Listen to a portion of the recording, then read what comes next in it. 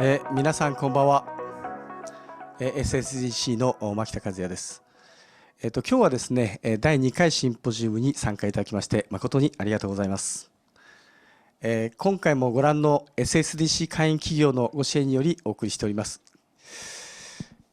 またここはJBS のスタジオをお借りしてお送りさせていただいております。いつも本当にありがとうございます。今回のシンポジウムのテーマですけども、日本美思考による社会システムデザインです。振り返りますと、この30年、日本の1人当たり GDP は28位まで落ちました。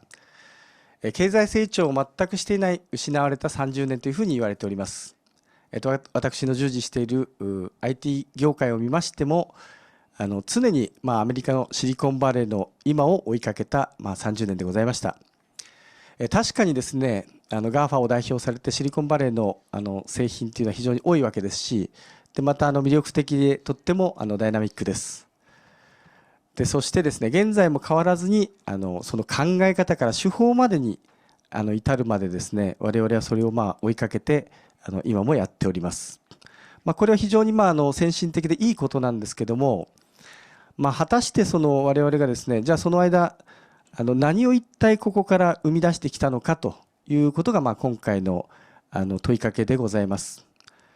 で一方ヨーロッパの方、今回は注目しておりまして、例えば非常に先進的な製品を生み出し続けているスウェーデンですとか、あるいは皆さんの憧れのですねブランドがいっぱいあるイタリアですね。で彼らは我々と違ってどうやって世界で活躍しようというふうに考えてきたのかということでございます。で着実にヨーロッパの方ではしなやかに成長しているというふうに見えます。何かが違うんじゃないかというふうに思っているわけですが、それを今日たっぷりですね議論して明らかにさせていただければというふうに思っております。でせっかくですねここ日本から我々は生きているわけですので、それを参考にして次の第一歩を踏み出せるヒントをもらえたらというふうに考えております。最後までご清聴のほど何卒よろしくお願いします。その前にですね、ちょっとだけ操作方法をもう一度ご確認させていただきます。今回はウェビナーのですね、通訳っていうモードを Zoom のボタンで押していただいて、で日本語でお聞きになりたい方は日本語、それから英語でお聞きになりたい方は英語をクリックしてください。でただしですね、オリジナル音声をミュートにするっていうのだけはちょっとこのミュートにするってやっちゃいますと、これを押しちゃいますとこのスタジオの声が聞こえなくなってしまいますので、これはこのままミュートにするっていう、そのまま触らないようにお願いいたします。でこれ同時通訳、向こうに非常にサイマルのですねプロの通訳の方が翻訳をしてくれますので、英語の方は日本語で喋ったものは英語、日本語で喋ったものは英語に変換をいたします。でもう一つですね、こちらですね機械翻訳をちょっとうちのエンジニア JBS のエンジニアの方が用意しておりまして、でこちらは字幕っていうところで字幕が出るようになります。でそれをサブタイトルで見たいか、あるいはフルトランスプリプトって横に出すようにしたいかを選んでいただいて楽しんでいただければと。プロの同時通訳者と機械翻訳者がどれぐらい違うかというのを楽しんでいただきたいという思考でございます。それではあと最後ですね、アンケート終わりましたらまたよろしくお願いします、こちらの方から。それではですねまたコーディネーターの江藤さんの方に司会をお願いしたいというふうに思いますので、今年もよろしくお願いします。非常に難しいテーマですが、ぜひよろしくお願いいたします。じゃあ江藤さんよろしくお願いします。Okay, hi everyone. Good night to a Japanese audience. Maybe good morning to Italian participant. So, to start with this symposium, I'd like to introduce 5 panelists, including 2 Europeans. So let me introduce Emiko Tayanagi. Please give us some words to introduce yourself. Today, I'm now in Hakodate, and this photo is very beautiful Hakodate's night view from my university. So today, I'm very glad to join this conference. Thank you. How about the weather in Hakodate, especially temperature?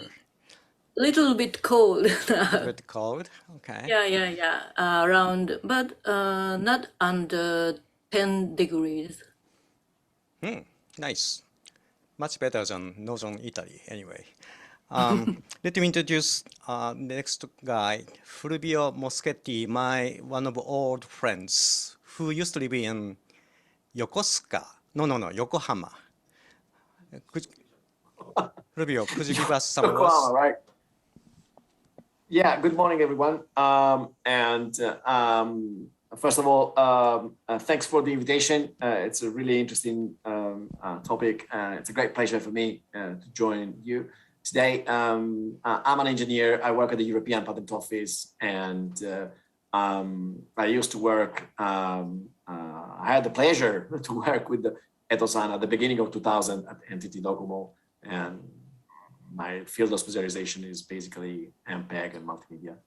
And I think I will give a little bit of hints about what's going on in Italy today and how Italian design is appreciated into their products. Thank you so much. So where are you now? I'm currently in Munich. Oh, you came back to Munich. Yeah. Okay. Another northern capital of Italy, anyway. So let me introduce next guy, very big guy in Japan, well-known AI expert, Hideyuki Nakashima. Okay, thank you very much. Good evening, everyone. I'm Hide Nakashima, and I have a lot of titles, but main one is, president of the Sapporo City University, and also we began a new company for the ride share system that's called Mirai Share, and we have about 80% of Japanese shares. And I'm also one of the founder of this SSDC, Social System Design Center. I'm a deputy president there. Okay, thank you. Yeah, if you have questions about the future AI, please ask him for the directions. So let me introduce the next guy, a very well-known guy. Used to live in Torino, correct? Oh, that's me, yes. Yeah, Ken Okuyama. Glad to be here. And as being introduced, actually, I came back to Japan 14 years ago, and before that, I lived in Italy for 12 years. Unfortunately, I had no chance to bump into Fulvio-san at that time, but primarily being an automotive designer before that, but now I do anything for money. No, just kidding. But the social system and the infrastructure and a lot of things. So glad to be here, and looking forward to it. Thank you. Thank you. Then we have one more European from Swedish Embassy, Michael Jacob. Please introduce yourself. Thank you very much, and thank you for having me here. It's a great pleasure. I think the SSDC sounds like a very, very interesting forum, so congratulations for this. So I'm Michael Jacob from Embassy of Sweden. I'm head of the Office of Science and Innovation. So my mission is to actually try to connect the Japanese and Swedish research and innovation system. So we try to boost our competitiveness, both when it comes to knowledge creation, our research quality, but also when it comes to how we develop new systems together for mutual benefit. Great to be here. Thank you. Thank you so much. Fortunately, unfortunately, we don't have any native English speaker, but we are using English from now on. Okay, so to guide this symposium, to emphasize the meaning of this symposium, I'd like to have a brief introduction. So this graph shows inflation rate in United States recent 20 years. Believe it or not, in US, they experienced almost 50% inflations from 2000. On the other hand, Japan hasn't had any inflation, just even more. We are calling lost 20 years in Japan. So you can see the things and UX making significant values while the goods and products, hardware is losing their values. So car is not expensive nowadays, and the TV is less expensive. So US experienced 50% inflation rate. That means in US dollars, Japan is losing productivity in terms of US dollars, in terms of European euro. So next slide shows our discussion rules in this symposium. Having said that, Japan is suffering for deflation and also suffering for lower labor productivity, but we do not discuss, don't say how to improve labor productivity, how to improve GDPs. So we'd like to have a better life, how we can experience a new lifestyle, or how to fuse the border between regions. And I'd like to discuss how to enjoy work and life through this panel. Okay. Here's one example. Next slide, please. I found this picture from internet website. When you are visiting Copenhagen in Denmark, ham and cheese sandwich costs 60 Danish krone, and just a cup of beer costs 50 Danish krone. That means in total, we have to spend 2,000 yen for two things, these goods. In Japan, next slide, please. In Tokyo, in Kyoto here, that's 2,000 yen lunch course. That is about 113 Danish krone. Almost the previous slide food and this food is almost same price. That means Japan is very, very, how can I say, affordable. I can say not inexpensive regions in comparison with other regions. Then speaking of labor productivities, already Korean's labor productivity and also even Italian labor productivities are higher than Japanese ones. Very, very funny, because those pictures shows how we are suffering from deflation. But we need to find better lifestyle. Next slide, please. So we are going to have 6 presentations. Then to maximize the productivity, sorry about this banned words, but productivity in conversations, I split in two sessions, first part and second part. The first part is for discussion on the current and new trends, how Europeans are living their lives, and how Ken Okuyama is experiencing the European way of thinking. Then I'd like to see some findings through the discussion. Then next part, second part, is mainly discussion on possible directions. So I don't ask you to conclude 1 or 2 conclusions. I'd like to have end up with findings and the insights to find better way of lifestyles. So this is brief, a little bit long with this introduction part. I'd like to start with 3 presentations. So please keep 10-minute time frame for each presentation. And audience, I'd like to ask audience to put many questions and Q&A slots through Zoom systems.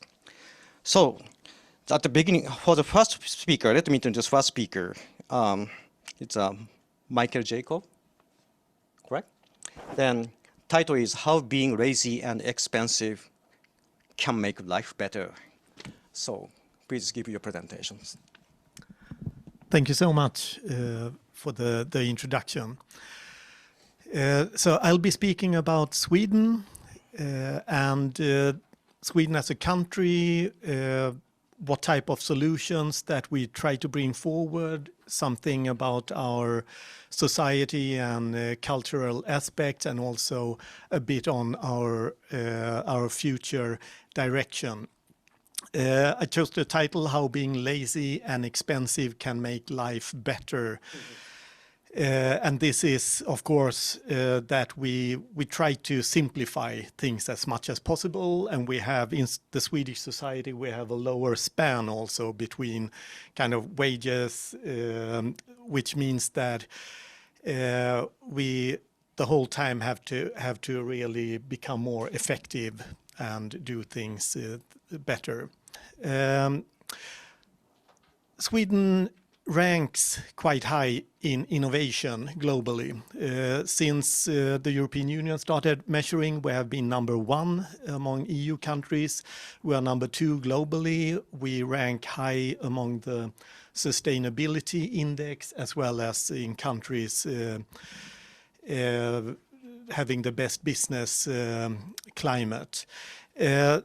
On the right-hand side on this picture, we have Alfred Nobel's patent for dynamite. Alfred Nobel was actually an innovator and an entrepreneur, started a lot of companies in Sweden and worldwide, and built a foundation for what later became the Nobel Prize. Next slide, please. Sweden is actually larger than Japan, looking at the area, but our population, we are about 1/4 of Tokyo metropolitan area. Still, we rank number 2 in the world. So I'll go in a little bit on some reasons for this. And one of the reasons is that we invest and have for a long time focused a lot on research and development. And we invest around 3.3% of our GDP in R&D. It's similar to what Japan has, but the public funding in Japan is a bit higher than the public funding in the public funding in Sweden is a bit higher than. Michael, you can pause your presentations. Yep. We have technical issues yep. about PowerPoint. Yeah, we'll see when that catches up also. But just to mention that Japan and Sweden were very similar. We focus and invest a lot in research and development, and with this also from, for instance, the Office of Science and Innovation's point of view, we have a lot of common fields. Here we have just an illustration of the importance of research. This is a photo from 2015 at the Nobel ceremony, and actually a very nice ceremony, because right then we had actually 2 Japanese laureates there, and I actually, between my work and home, I passed by the concert hall where the prize is given, and was actually interviewed by Japanese TV just at this event also. Next slide, please.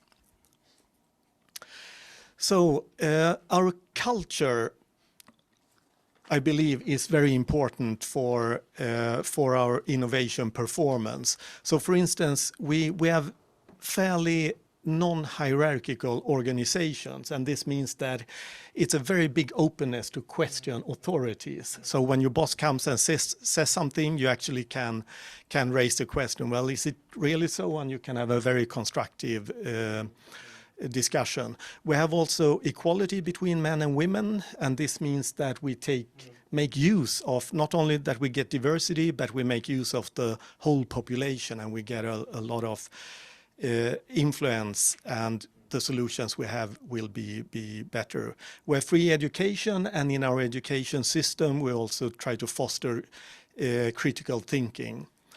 We have a social security system with childcare and healthcare, and this means you can also take bigger risks. We are also very open for immigration and international collaboration. And international collaboration is, of course, one of the main reasons why I am here, to tie us closer together. Next slide, please. We have a lot of big brands in Sweden. This is just an illustration of some of them, and in some rankings we are mentioned to have the most multinational companies per capita. I won't spend more time in going through this. I'm sure a lot of you can recognize a number of these brands. So next slide, please. So now a bit more into this with making life easier and the world better, and trying to get an impact in the world. Next slide. So we have been in the forefront of digital innovations. Here we see, for instance, Klarna. I think is not so known in Japan, not yet at least, but it is a service that simplifies payments, and it was started from the Stockholm School of Economics, and now is actually challenging the largest banks in Sweden because the kind of business model is so much better. We also have ways of doing digital identification, which means I can also lie in my bed here in Tokyo and do my income declaring with what here is Skatteverket, which is our taxation authority. We also have a very smooth way of transferring money between each other, which is the Swish logo here, where we just can take our mobile phone and make payments between each other. Next. Spotify, I think many of you know. Klarna was one of the Swedish unicorns. The Stockholm region is also classified as number 2 in the world after Silicon Valley in number of unicorns, and Spotify is one example of this. Next, please. Right now we are focusing a lot on sustainable development. Here is an example of new industry that is being created, the world's greenest batteries, with Northvolt, where you combine circular economy and clean energy to create green batteries. Here also we had Yoshino-san, the Nobel laureate from 2019, having a meeting with Northvolt just a bit less than a year ago at the Swedish embassy. Next, please. Other type of clean or green technology is fossil-free steel, where Sweden right now is world leading. The picture up to the right here is the world's first vehicle made from fossil-free steel using hydrogen, green hydrogen. It's by Volvo Group. We also have the pictures below there is the one in the bottom right is a Swedish miner who is actually working above ground with remote-controlled equipment. So with this, for the last slide here, what we are working for a lot is to to find simpler and better solutions. So population in Sweden and elsewhere actually can get more free time to spend to do what you actually want to do instead of more wasting time on unnecessary things. Thank you. Michael, thank you. 9 minutes, 30 seconds. That's perfect. Then, yeah, I'd like to go to the next presentation, but I'm here. I have very three questions about pronunciation of IKEA in Swedish. It's IKEA or IKEA? In Swedish, it is IKEA. Okay. So it is like you say in Japan also. Thank you. Let's call IKEA is correct. Yeah, in San Francisco, where I used to be, I was calling IKEA. Then IKEA. Anyway, so let me go to the next presentation. So next presenter is Emiko Tayanagi. Stories that will inspire you to think outside the box. Good title. So please give your presentation, Emiko. Yeah. This title is given by Etoh-san. Yeah. And let me present some stories, inspire you to think outside the box. And you means everyone in Japan or worldwide. So you means everyone.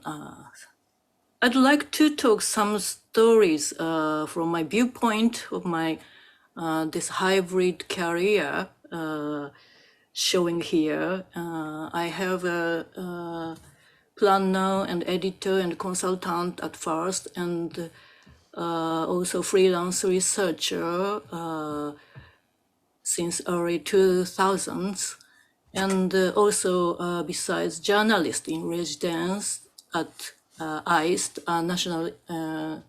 National Institution of Science and Technology, and then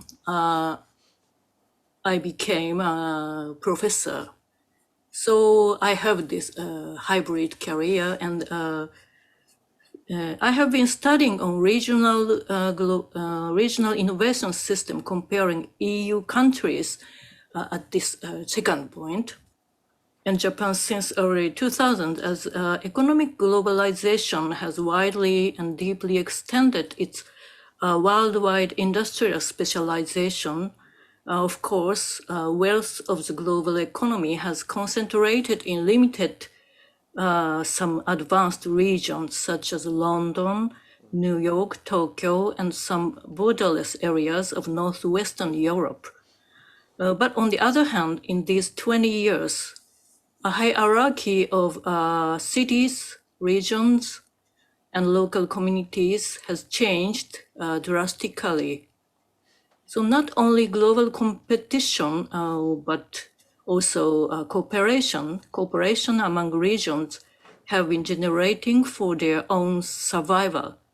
So my message is that you must pay attention to more alternative places outside existing hierarchy, and you should seek truly valuable places to make your work and life more enhanced. So let me show you discover image again. Where do you think here is? You can see this kind of old brick warehouses in the world, especially in port towns built in modernization era. So the answer is this is Hakodate. This image is from the western area of Hakodate. When I found this landscape for the first time, I felt as if I were walking along a canal of Copenhagen. Mm-hmm. So after 1 century and more from their brilliant age, they have been renovated and reutilized symbolically for local revitalization in many cities in the world. So here you can see beautiful Bay Area landscapes of Otaru and Hakodate. They are both popular tourist sites. But when you get inside, there were tax-free drugstores and home electric appliance shops for Asian tourists. So they are very disappointing. I feel like such examples are symbols of a passive and lifeless Japanese system now. And here you can also see a beautiful old brick warehouse in Solingen. It has been reutilized as the main office of a venture company, Red Lenser, since 1993, now generating as a worldwide outdoor lighting gear company, founded by young brothers, graduates of local technical college. Next, another one below is an old church in Barcelona. It was renovated as a supercomputing center. So placing supercomputers in the middle. Both cases symbolize their regional innovation policy. In Solingen case, manufacturing innovation from traditional steel knives industry to 3D smart factory in the context of German government policy, Industry 4.0. In Barcelona case, it is exactly a symbol of Catalonia government policy to establish a business and technology base of supercomputing and big data analysis here. So please let me deepen the Solingen case. Under the economic globalization era for the past 30 or 40 years, some unique exceptions have been found between Europe and Japan. One example is shown between steel industry towns Solingen in Germany and Seki City in Gifu Prefecture in Japan. I have visited to Solingen Startup Center in 2001 and heard that 90% of their manufacture line has already transferred to Japan, Seki City and also Tsubame Sanjo area in Niigata through 1990s. But it's not only typical global shift as one-way transfer from Germany to Japan, but also new beginning of two-way mutual learning and knowledge co-creation between two towns. Solingen's top company, Zubiling J.A. Henkels, has started a new R&D company with local artisans in Seki, learning Japanese traditional technology of cooking knives. Finally, they started to release their highest grade brands from their new company in Seki town and released Japanese traditional knife brand Miyabi for professional chefs in the world. Not one-way transfer, but rather two-way learning and co-creation between emotional winemakers of Hokkaido and France.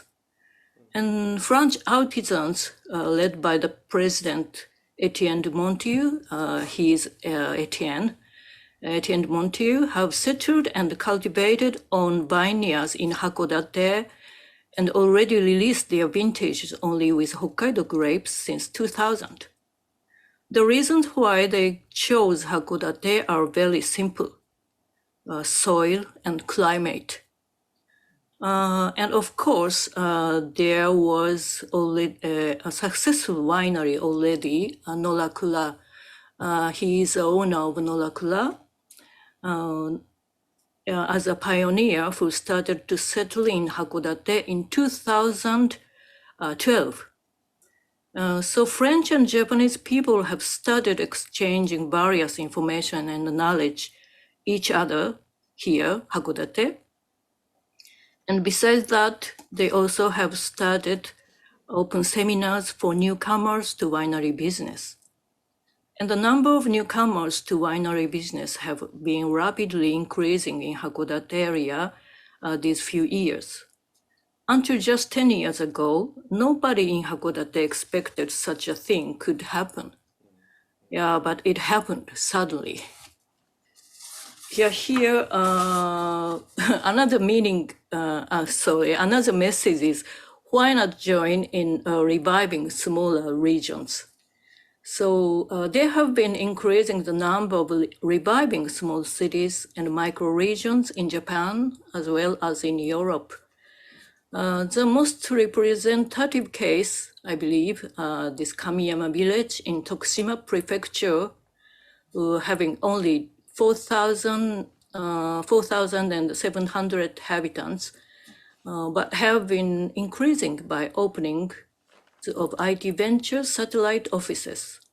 So they are going to open a new unique technical college in 2023. Founders are a local key coordination and also several young IT venture presidents, bringing 1.2 billion private money outside Kamiyama.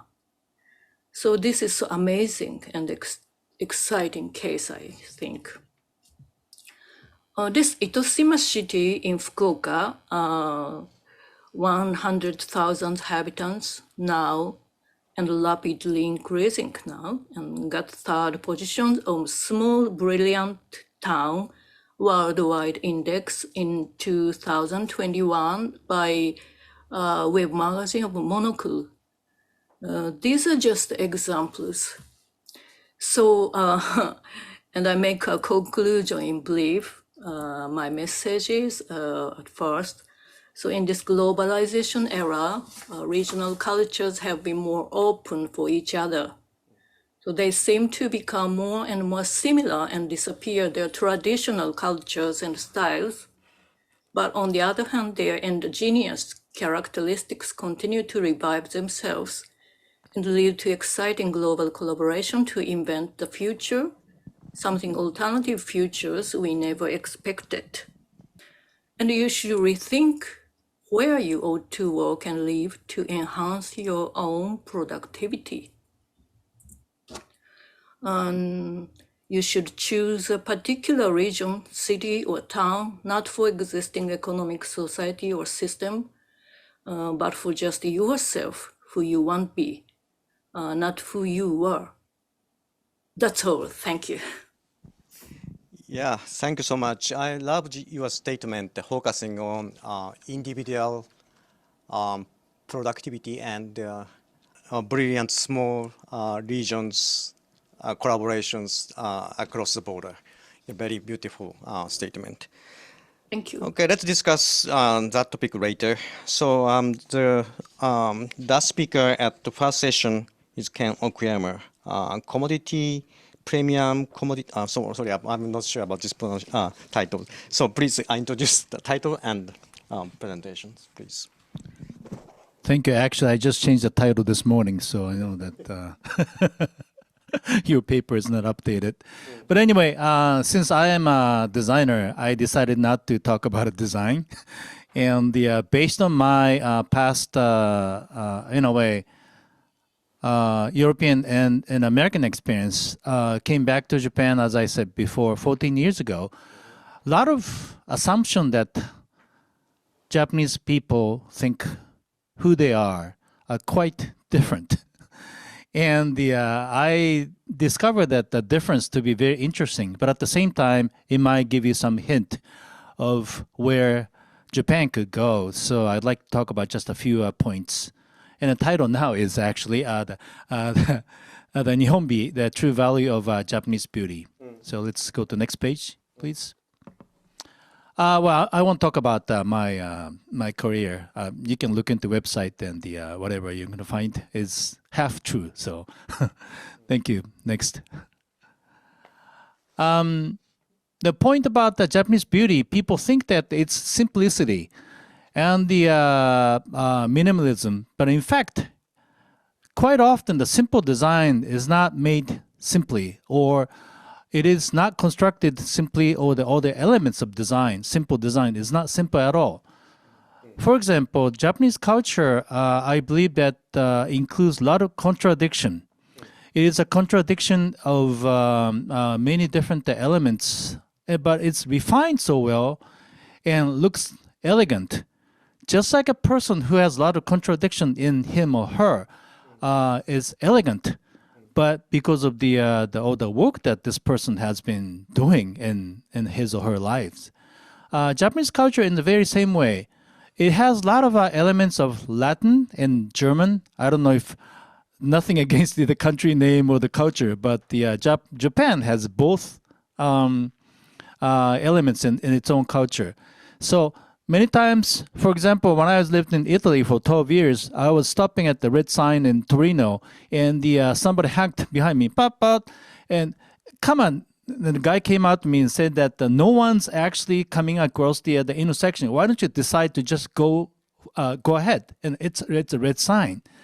Is it against the law? But come on, isn't it obvious that no one's coming at you? So it's safe. Just go. You make your own decision and go into the intersection. It made a total sense in that city. But if I did the same thing in Munich, probably you get the big, traffic ticket. Japan sometimes go through the point of maybe self-judgment. You like to decide yourself, but at the same time, you like to be regulated. So I go through kind of both sides of myself. And Japan has the crafts and sales. I need to explain that because I worked in many local regions, and each city is, funny enough, has long history of crafting. Producing, manufacturing items. But some cities actually are made of selling these items. In fact, it's one or another. It's very rare to find both functions in one city. Person's kind of similar, actually. Some people, I discovered that for example, asking designers to sell products is a disaster. And I decided not to do that myself. But I'm good at making things. But to sell things, I ask somebody else to do so. And Japan has actually both sides in each city in the personality as well. Art and design. Art is you do for yourself. You're the client, using your own funding and making your own time and the objectives. And design, always do that for the clients. So now people are so used to having clients, so on. So I actually wrote here that Japan is now tired of design because there are so many designers. And the people, in a way, are, I really sense the desire for the art. Modern art, fine art, you discover those all over the cities because they're so refreshing. There's a pure expression of self. And that's something that's really missing in Japan. But Japan go through always design and art back and forth in the past too. Then I can actually go on this. But something I discovered really interesting is individuals against team. When I worked in Italy for 12 years, I thought that the Italians are not good at working in a team. But in fact, they are fantastic team players. When I came back to Japan, I expect Japan to be a good team player, but Japanese people, more than 5 people get together, and they can't decide if they're same level. So they always ask their bosses to come decide for them, or they vote for it. Voting is one of the worst way to decide which direction we should go for, including the election we're going through right now. And the blue and the white color, I just wrote, Japan never had the blue color or white color mentality. But when I worked in the States, it really made a total sense to work in the car industry in Detroit. You needed that system, and it works beautifully. But Japan, even though never had that system, blue collar people are so well educated, and they're really good at making things, so that there wasn't any management skills developed. That is causing the disaster in Japanese economy now, I believe. It's one of the things that the lack of management skills is one of the things that we really need to enhance in Japan. Schools could help. And the last thing in this page that I wrote is the evolution versus revolution. Japan needs to be pushed to going through revolution. And evolution actually, unlike public perception, we're not good at it. Look at all the cars keeping the same concept. Any products, actually more than 2 generations with the same theme, never had a better outcome than the first generation. Second generation is always worse. Third is worse. So in a way, when Edo era went into the Meiji era, we were pushed to revolutionize a lot of culture, things like that. And we have to go through, once in a while, those revolutions. That's in a kind of essence of where the Japanese beauty came from in the history. Next, please. This is when I worked in Japan many, many years ago. I'm kind of embarrassed. But as I said, Italian people are fantastic team players. I had really pleasure of working with them because they talk to each other. They discuss. They have a debate, natural debate in work. When you think about it, look at the Italian the soccer team, Formula One, any the corporation. They have a healthy discussion among themselves. That's how they decide things to move ahead and create the new innovations. Next, please. And I work with the Japanese craftsmen, but something that I like to talk about actually in the following page is the you don't decide what to do until you actually get the material and you use hands to learn from the actual local culture and the resources and the materials you actually use in hands. I'll talk about that in a minute.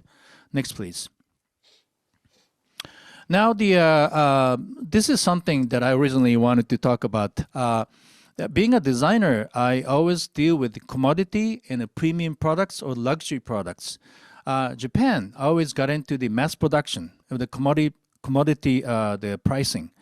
But now I believe that we should step up to the premium level, which premium products, that means you don't mind paying the premium for what it's worth. That means it might be a little more expensive than commodity products, but it's not a luxury, expensive product. Luxury products or services, in my interpretation, is something that appreciates the value. After you buy that, then price always goes up. As you can tell, a lot of people, many of you know Hermes and Ferrari, those are top brands actually always appreciate. And that's what the luxury brand. Japan's not quite ready for that, but I think it's ready for the premium products. Wants and needs. I like the audience to remember those two words. This is something I heard at the TED conference maybe 10 years ago. And people already talked about not just needs, but we need wants to drive the economy. And the wants is something, it's not necessary for living. But it is most desired products. For example, again, Ferrari. Nobody needs Ferrari. World doesn't need another Ferrari. But some people really want it. Like mechanical watches I use and design myself. If you want accurate time, then use a cell phone. You can actually buy much better accurate the quartz watch for maybe 1/100th of the price of these things. But people buy watches because this is something that you can recreate in 100 years with exactly same material, same gears and the metals, and that shows the proof of existence that you actually lived in history. I think that's why we buy these watches and for the romance of it. And also the needs is something. It's a commodity like water and air and electricity, but people don't want to pay money for it, even though you need to have them. It's kind of, so ironic. You need those items, but you don't want to pay for it. You don't need those items, but you don't mind paying for it. And I think what makes the economy healthy is the wants that makes the difference between the monkey and the human beings. Next, please. These are the examples. I won't get into it. Next, please. I always make this the pyramid, the brand pyramid. Maybe top. This is actually one of the company that I'm working as a director. But the luxury products like a yacht, and the premium products and the commodity products. You need to have this combination. Actually, all those three to make a good pyramid out of the brand. Next, please. I won't get into this, but this is something you can look into, the difference between the premium and the luxury. Those things are quite often being mixed, but they are different.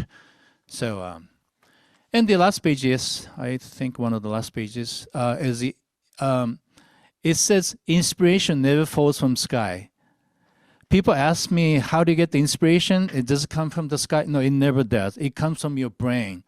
But before that, I used tools. When I met a lot of people, for example, I still do a lot of sketching. Why do I do sketching? Because sketching is a technique that when I keep sketching, many times my hand goes to somewhere I didn't expect. And 9 times out of 10, those lines are useless. But when you keep looking at them, oh, it's kind of interesting. It just goes beyond your expectation and better than what you expected. And it brings something out of your brain beyond your original expectation and talent. When I met a lot of people, creative people, they always had these great tools that creates dialogue between your, for example, head and hand. For example, when I met the great novelist Ryu Murakami, he likes to write by himself with pen and pencil. I mean, pen, pencil, and paper. But doesn't have to. You can just type in, and you can use those tools as hands and writings and words and colleagues. When I say colleagues, I have a design company of about 45 people, but some guys are really, you know, I don't want to use the term, but they are interesting personality. But those people really brings once in a while really weird, the strangest idea, but those becomes the innovation that I would never expect, way beyond my original expectation. So you need those elements to have, I said, coincident of discovery of creativity. So you do need to have those tools. And next, please. I still sketch like these when I work on automobiles or furniture or architecture or anything, because like I said, when I use my pen and a pencil on a paper, it just goes somewhere.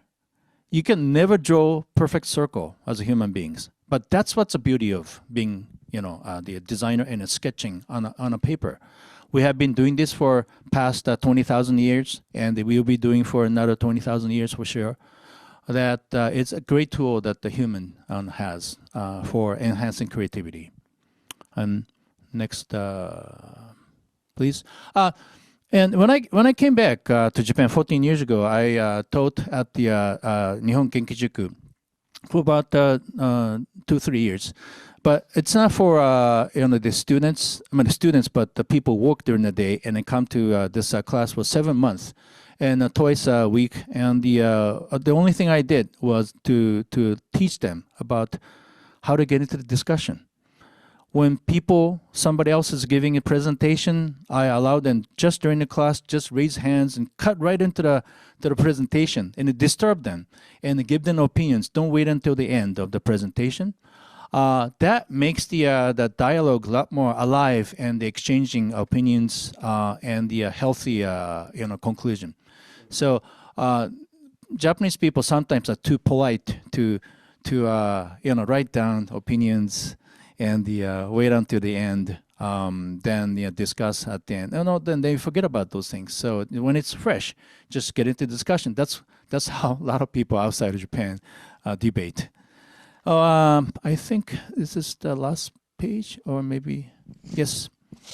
So what I just wanted to talk about is just being provocative, and how the Japanese people think who they are, and the Japanese culture and the beauty came from the history. But at the same time, it's quite different how they're being made and what they are. So maybe that I am hoping that helps our communication today. Thank you. Thank you. Great talk. Taking 16 minutes. That's okay. Is that 29 that's minutes? Great that enough. it's Yeah, great enough. Okay. Okay, great enough. Then we are now open to question and answer questions.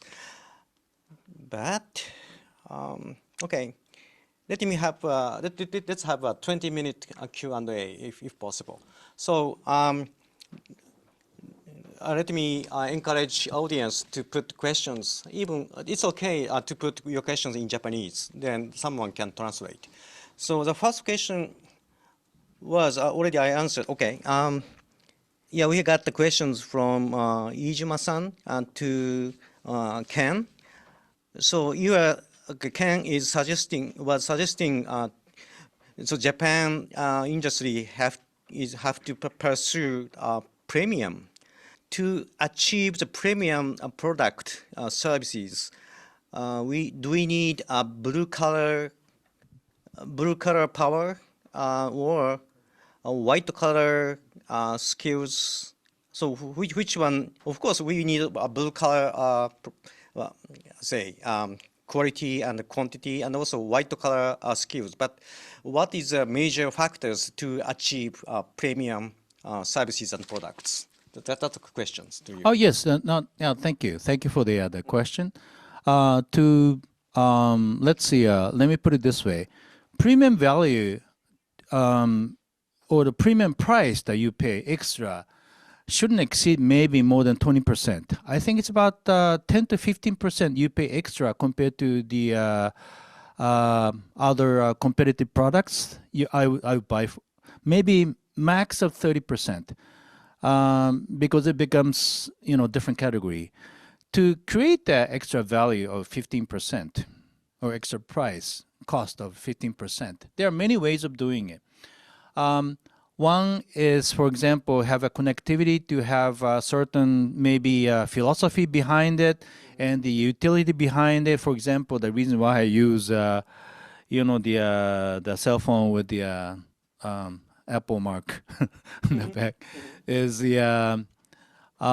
because I can download the music and I can have all kinds of the system with the computer and other things, and I can use my own software as a designer and so on and so on. But at the same time, I have to admit that I like the speech that the Steve Jobs made and the lot of philosophical kind of background. Just my personal. So I pay maybe 15 to 20% extra for it.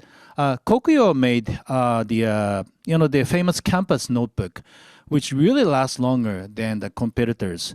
And they bought another company in India, and they manufactured the Kokuyo notebook there. I thought they're going to import that back to Japan, but they decided to sell that to an Indian market with about 15 to 20% higher price compared to other notebooks.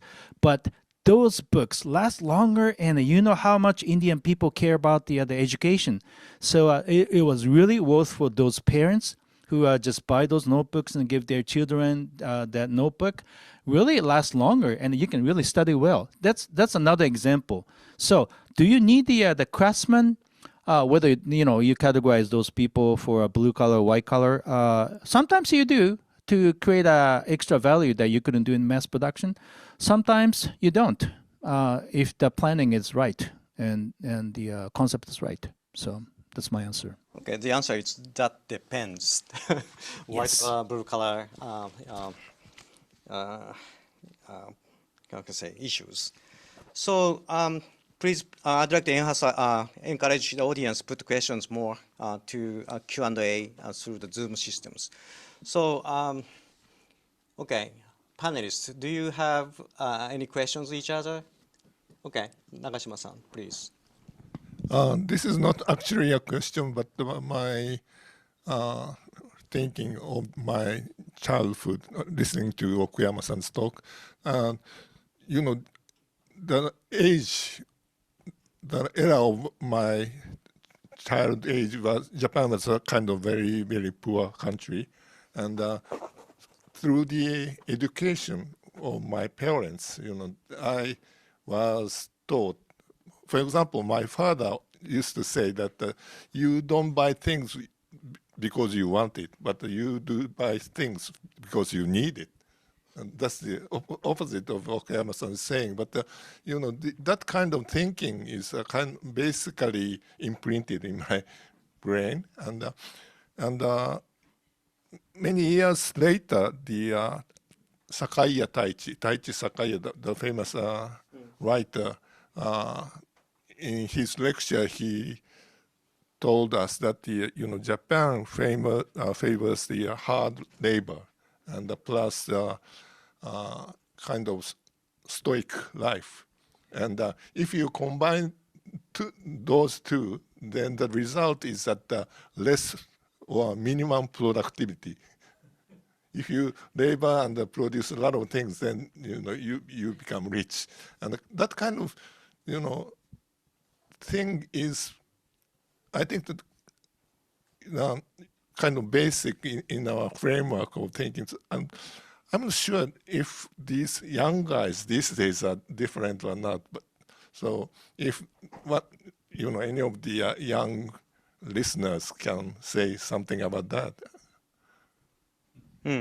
Yeah, speaking of my kids, definitely they are very lazy. And anyway, so yeah, I got second questions from audience. Okay, if Japan is pursuing Swedish culture, Swedish societies, we need education, and we need from the scratch. I mean, 3 years old kindergarten or primary school education is very important to foster flat culture, to host Swedish advanced. I'm not sure but I say advanced systems. So how we can make through the education very toddlers from scratch. So do you have any ideas? Of course, difficult question to answer in a simple way, but I think it is quite important in the educational system to question. And to come back also to the reflections here on, you mentioned on teamwork, for instance, in Italy, also in Sweden, it is a lot of teamwork. So you can kind of brainstorm, you can discuss in a very open way to try to find the right solution. And this is of course connected also, I think, for how hierarchical a society is. And one thing I notice here in Japan that is a difference from being and working in Sweden is, for instance, if you have a meeting where you try to brainstorm. Brainstorm is to try to create something from nothing. So you bring up all kind of different ideas. All ideas are very welcome, and then you go over in another phase to try to sort out what would be good or what would not be good, and then jointly you'll discuss and try to find a solution to this, and you start building something. I notice sometimes in Japan that when you have brainstorming, it is kind of a competition, that someone wins and someone else loses. So it is kind of maybe like one idea that is the one that wins, rather than that the group works together. So I think these type of aspects are quite important in developing new ideas, maybe moving from more incremental innovation to more transformative innovations also. Yeah, I agree. I have a very bad habit in doing some debate. I'd like to compete against the opposite other guys. Always I feel some competence to overcome or outperform the other guys. So that is not healthy debate. Yeah, thank you so much. So then in Sweden, the kids in kindergarten already begins debate in kindergarten.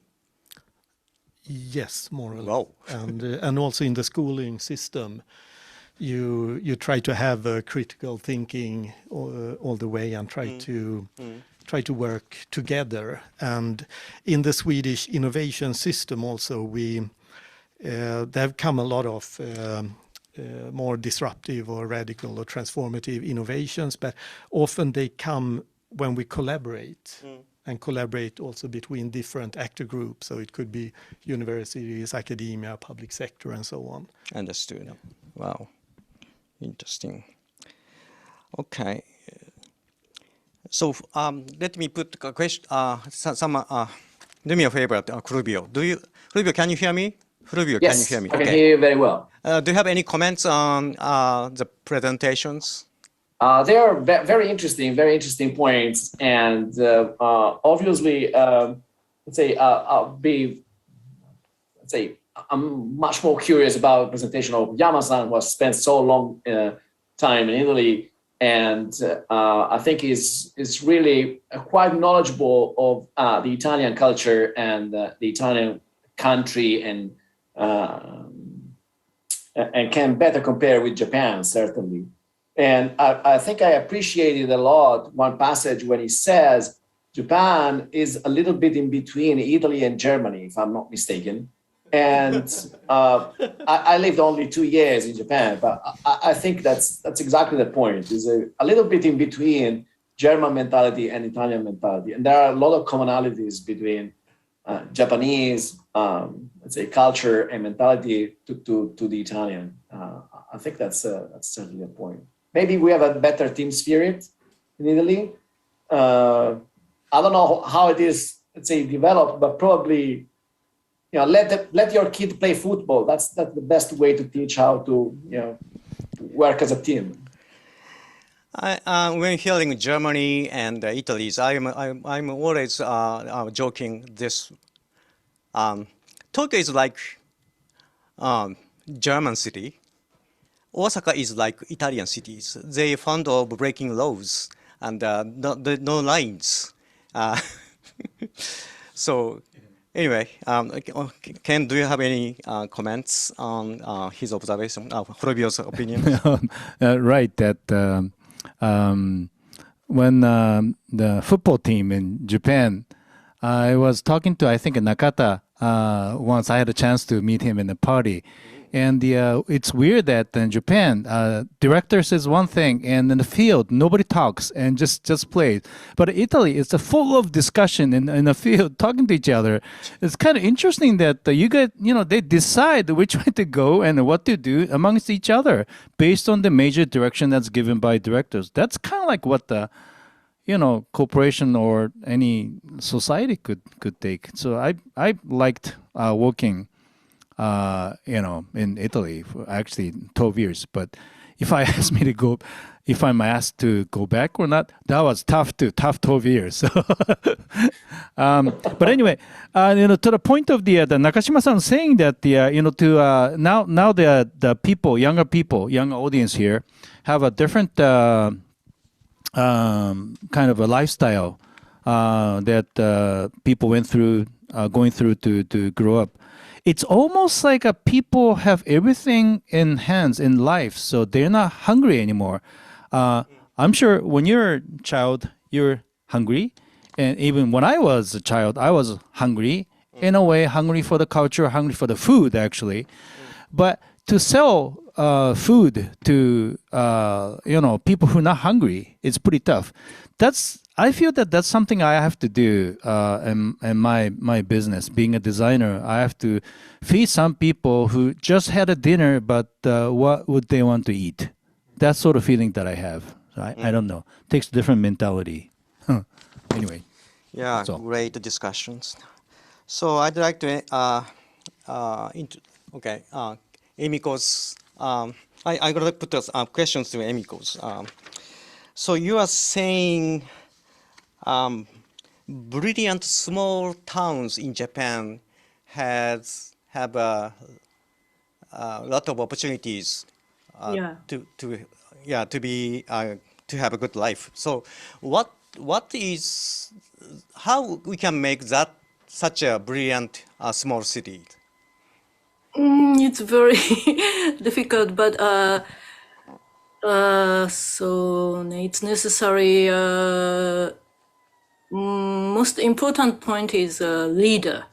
So in Kamiyama city, in Kamiyama town, a village, one key coordinator is he was born in Kamiyama and then went to Tokyo and entered to Mitsui Bussan. He has been working long time in Tokyo and worldwide, and then he entered Stanford University MBA course, and then he returned to Kamiyama town, and he started to invite some IT ventures to Kamiyama. So I think such a key player is needed in each small city, small town. So, for example, another example in Hokkaido, Higashikawa village. Higashikawa village is very famous.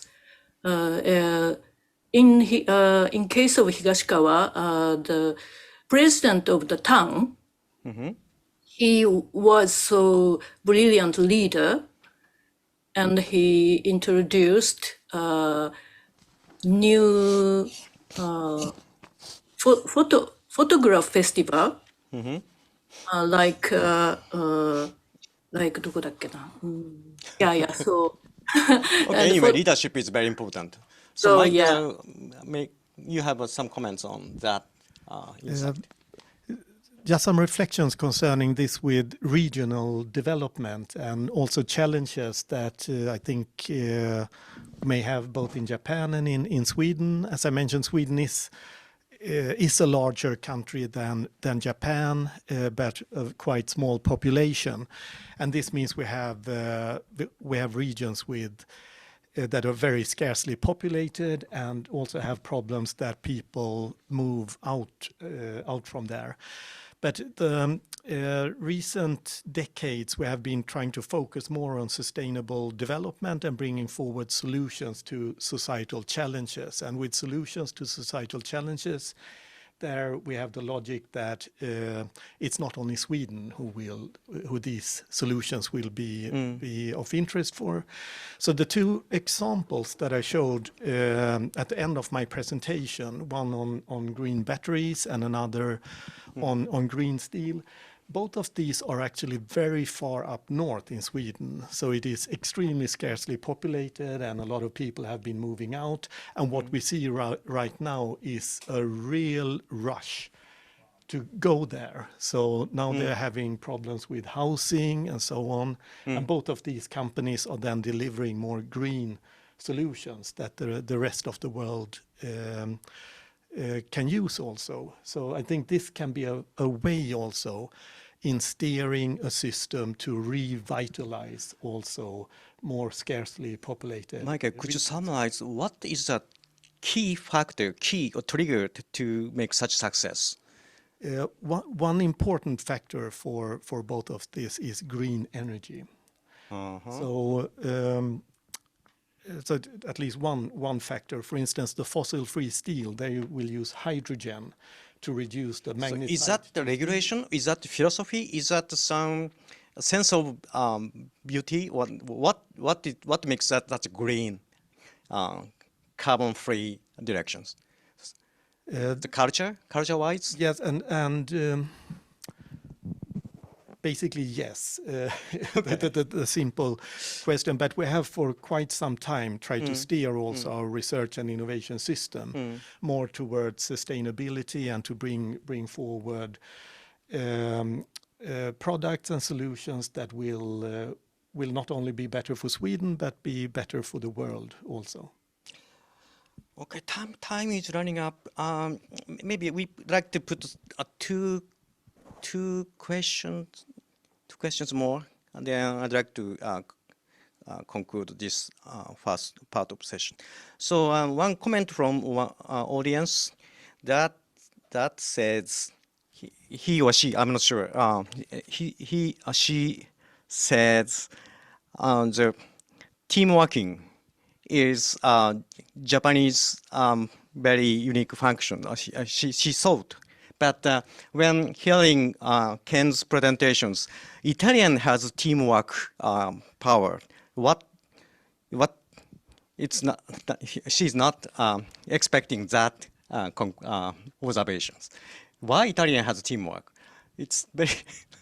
Sorry about Fulvio, but everybody think Italians is a very individual guy and thinking himself as herself, then not working for teams. That's a perception, most of Japanese perception about Italian. So, could you give some, Fulvio and Ken, please? Well, not to Fulvio-san, but there are, I think, two reasons. One is the as Michael-san said, brainstorming is something that you don't expect the outcome, just like this session. And you go in there, for example, 5 people go in there to discuss about something. It has to be better than any of those 5 people thought about. To create that, you do brainstorming. So Italian people, I discovered that they're really good at this, the debating, because they grew up doing that since they're in the kindergarten in your country too. And at the end, if you come up with better results than anybody had idea in their brain, then people just genuinely like that idea. So just go for it, and you don't have to vote for it. You just don't have to decide. It's just natural conclusion. That's number one. And also I discovered that so one of the cases, in fact, like for example, 5 designers, automotive designers, one of the most selfish people in the world. No, I didn't say that, but want to make my car. No, not your car. My car is better than your car. But at the same time, one person becomes a leader, and somebody has to keep the deadline. Somebody has to make the product. Otherwise, your company is going to go out of business. So one person's elected as a leader, and people take turns. And okay, I'm a leader, and obviously this is the better, the outcome output. So we're going to choose this one, not necessarily his or hers, but the leader takes, in fact, the leadership.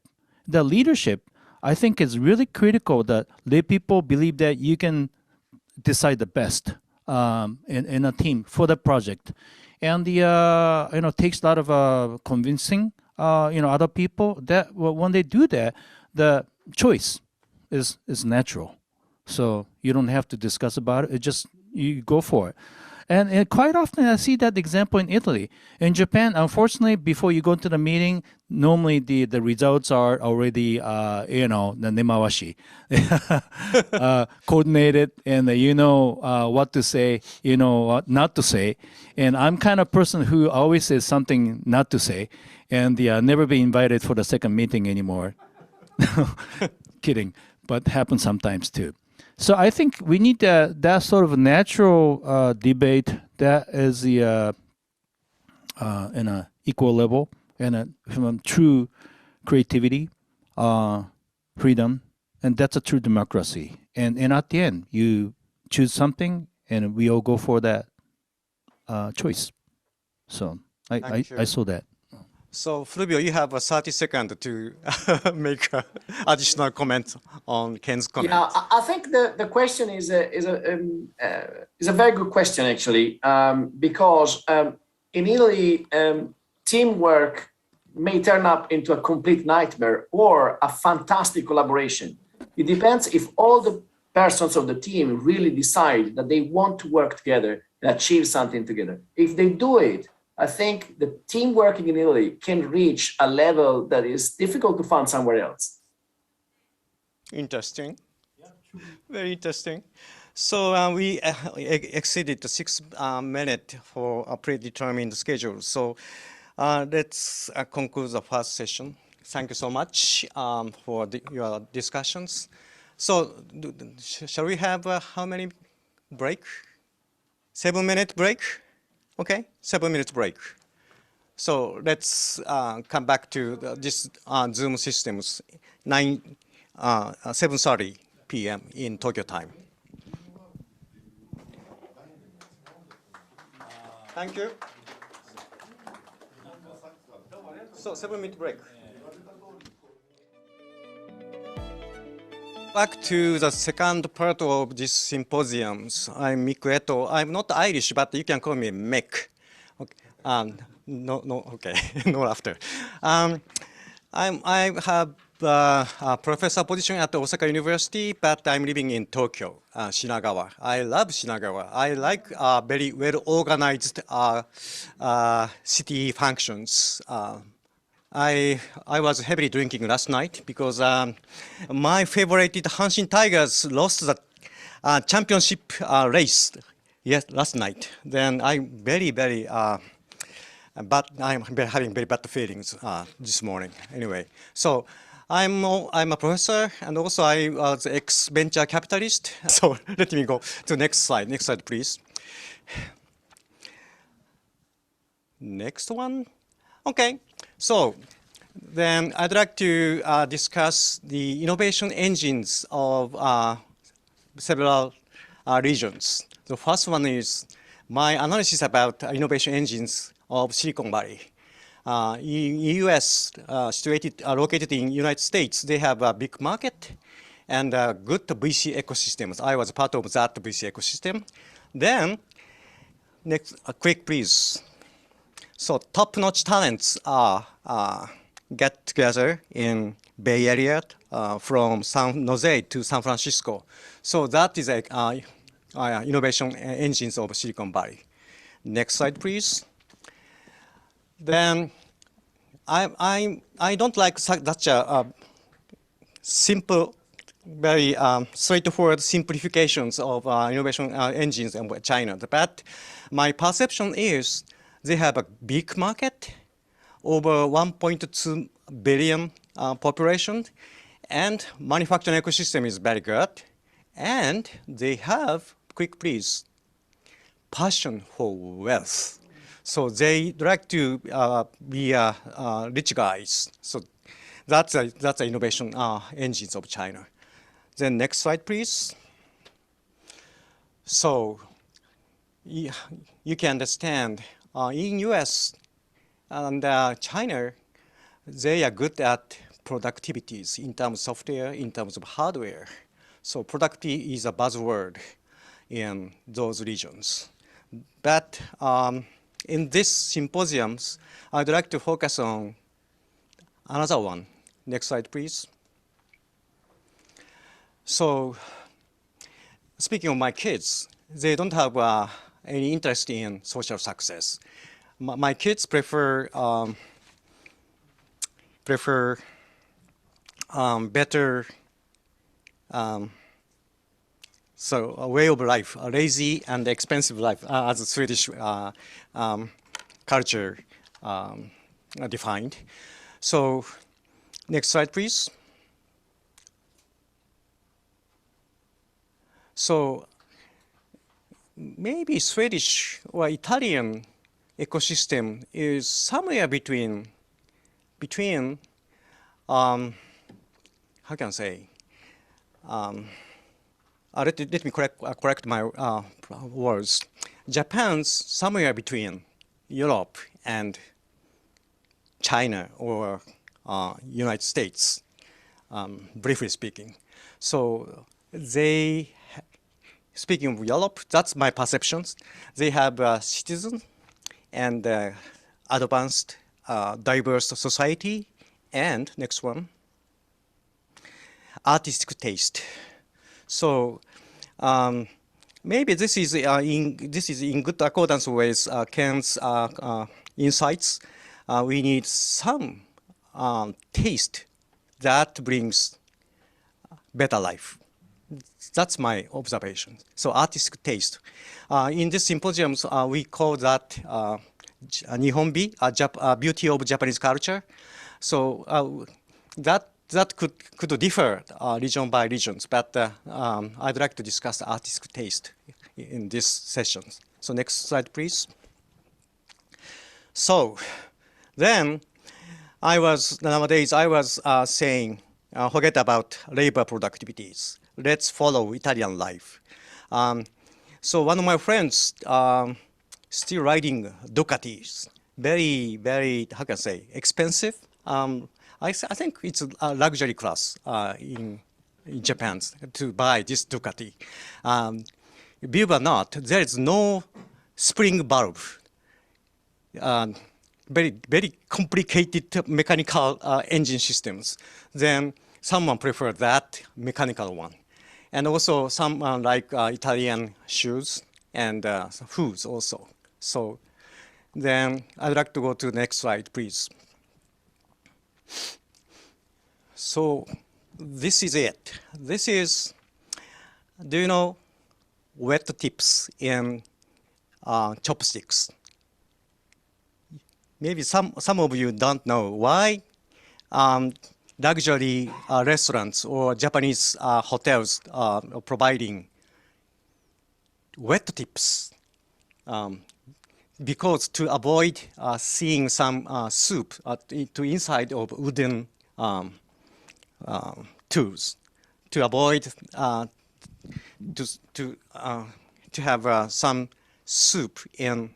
Very difficult to explain. Anyway, so please remember this word, wet tips. It's very, very expensive. The next one. Next slide, please. So one of my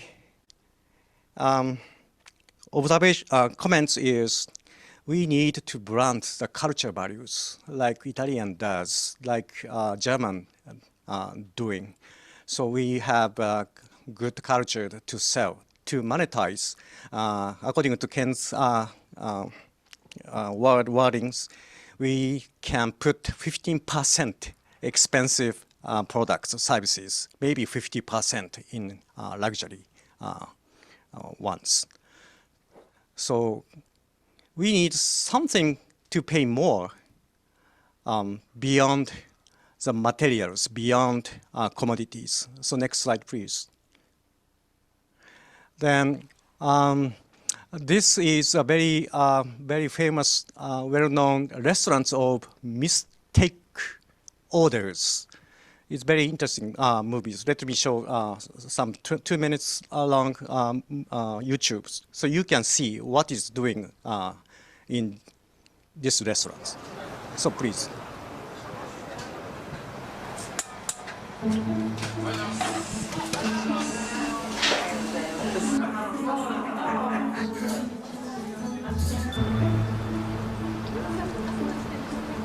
All the wait persons are hired, but they have some cognitive disorders.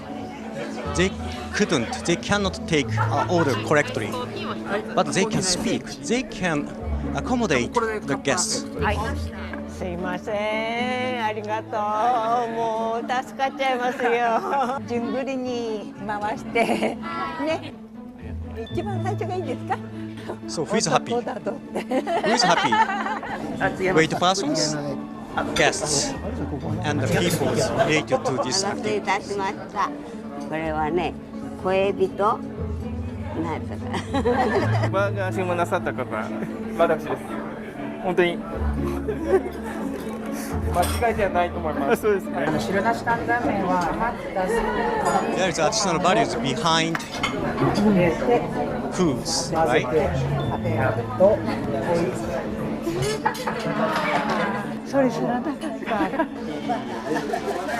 美人に飛んでた？俺こんな美人見たことないもん。 So my presentation time is running out. Then next slide, please. So now we are seeing the value is shifting from goods to user experience. Next slide, please. And value is shifting from institutions to individuals, as Emiko said. And next slide, please. Then, yeah, I'd like to conclude my presentations. So behind the slides, success in life does not always coincide with successful or business.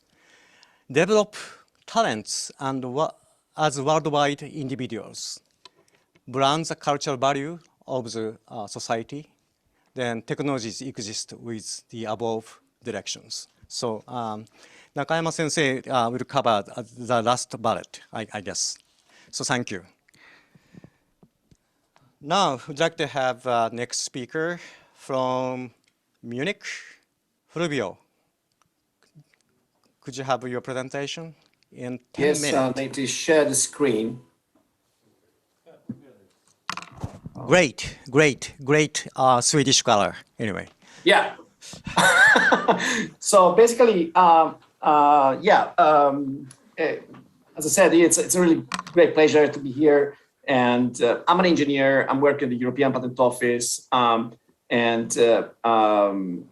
I used to work in the field of MPEG and telecommunication. That's where I met Etoh-san and NTT Docomo at the beginning of 2000. And that's where we met. Actually, this opportunity has has given me the time to think about some aspects actually of the Italian society and of the Italian system. And I've been trying to summarize what might be, let's say, interesting for this discussion. And yes, one of my, let's say, hobbies is certainly football. And I think really that's the way people learn how to, let's say, work as a team in Italy. It's more than school of everything else. It's just by playing together in a team. So, yeah, first of all, I think it's important to understand briefly what is the current scenario of the society in Italy, or at least, as of today, because as we said, the interest of young generation is changing when compared with the previous generation. First of all, for example, interest in politics is vanishing. So, this is the turnout ratio of voters during the last poll, starting from 2010. And politics used to be in the 70s or the 80s, one of the main activities, let's say, the most important campaigns, based on rights. Today, people just don't care about it. Another indication of a change, I think it's quite important actually, is the reduced interest in car ownership for young people under 25, especially in the urban context. We grew up with the idea that having a car was a symbol of freedom. And today, this idea is probably changing in young generations, and maybe also due to the higher cost of car maintenance or new, let's say, activities like car sharing. But that's certainly a fact. What used to be a symbol of freedom in the past is young people are less interested in owning this stuff. And also another important traditional values, for example, marriages, is continuously dropping, probably not just in Italy, probably in every other countries in Europe, and I'm not sure about Japan, but so family is still an important value in Italian society, but probably the family of your origin, not let's say the challenge of creating your own family. However, people, and especially young people, have not lost their pleasure to socialize. And for example, this is a picture of this is a classical aperitivo. This is the way in Milano, the way in which, let's say, is a joyous mood-lifting meeting activity, but that's also where people meet and talk and exchange ideas. So also the work, let's say, environment is changing profoundly. So there is a growth, let's say, preference for independent work. Big corporations appear less attractive than 20 years ago. These new digital platforms have empowered people, and many are choosing self-employment. And also what is important is well-being and purpose. So, many of the new generations are really focused on having a career with social impact. For example, one of the areas where people really are engaged to work is this, let's say, green economy, green energy. And let's say this is a general trend, not only in Italy, probably everywhere in Europe, once again. And there is a very interesting study that you can consult about 12 forces that are changing this.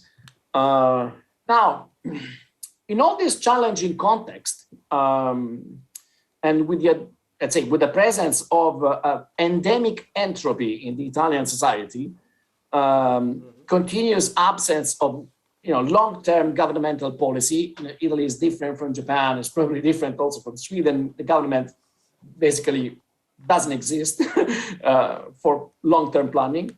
Yet the Italian economy moves. Italy enjoys a positive trade balance, export goods and products, and enjoy life. And it's like a miracle, actually. So what is actually appreciated of Italy? In Germany, where they are particularly proud of their own car industry, they always say, you buy a German car with your head, with your brain, and an Italian car with your stomach. So it's basically linked to instinct, emotions, something that is very difficult to measure, but you feel it. And what characterizes Italian products is that they are built on top of tradition and on top of a way of thinking. So in Italy, taste and elegance are values which are appreciated everywhere. And I have to say, they are particularly appreciated in Japan. That is also a country where there's a strong culture for elegance and beauty. These values translate into the design of products. They can be cars, they can be suits, boats, shoes, music instruments, Vespa, food. We talked about how luxury appreciates in the future over the time. And this Ferrari here has today probably a value of about $48 million. A Stradivari sells for 18 million. And but basically, the values, this happens everywhere in clothes, in food. And the central element, I had to think about what is the central element, of all these products that characterize Italy. The central element is that everything is built about the man. And this is a drawing of Leonardo da Vinci taken in end of 1400. And but this is the symbol of the Italian culture, actually. The person is at the center of everything. It's called humanism. This has been the first important, let's say, cultural revolution in Italy. And I think we just have inherited this way of thinking. So the person has to be at the center of everything. And everything translates into something that has to give, has to take this into assumption and basically translates into the story. Let me give just another example. Italy is famous for architecture. Just three, let's say, two pictures are very well known everywhere. This is the colonnade of the Bernini in Rome. This has been built about the design of a hug. This is just a hug, just accept everyone. Everyone is welcome and accepted. And but this idea of having the person at the center translates also into today's architecture. This is, for example, on the right-hand side, is a redeveloped area close to the center of Milano. It's close to the central station. And so even if the new skyscrapers dominate the skyline, which is quite uncommon for traditional Italian city, the most innovative buildings are called the vertical wood or vertical forest. And these, Milan suffers from a lack of green spaces. So this is a way to bring the nature directly into your flat, even if you're living in a skyscraper. And then probably is the most iconic piece of Italian architecture, which is the Tower of Pisa. We have hundreds of towers in Italy, but this is certainly the most famous. And this is just an example of how even an imperfection or a wrong design project becomes famous because of its imperfection, because it's so human. And in a way, the Tower of Pisa is iconic of the Italian country itself. It's always in equilibrium on the tipping point, yet staying still and look nice.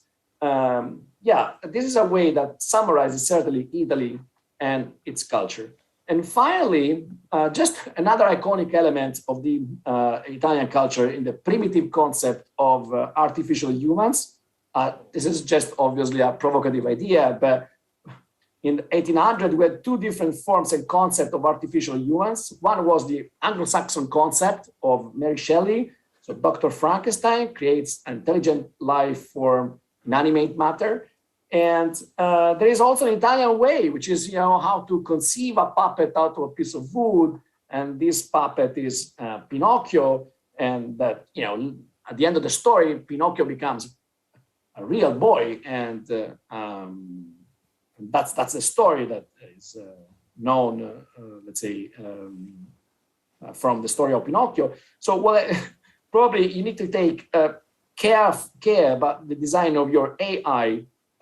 So it can take to very different ends. So basically is take pleasure and amuse yourself. That's the essence of the story of Pinocchio.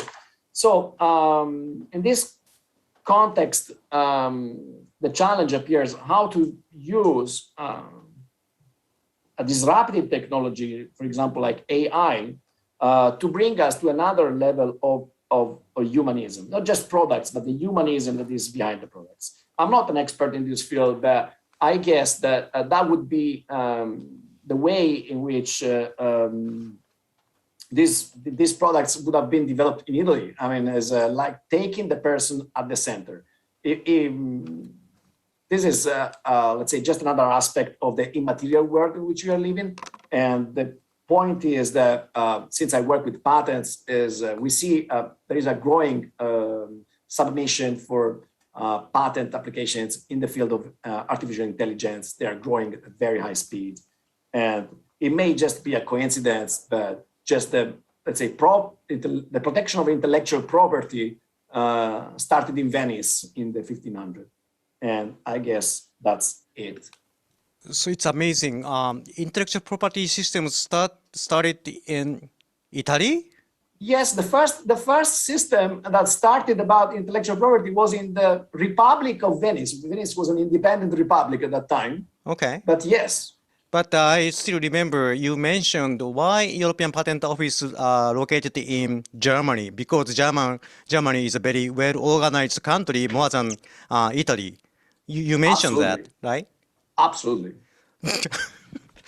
Okay. Interesting.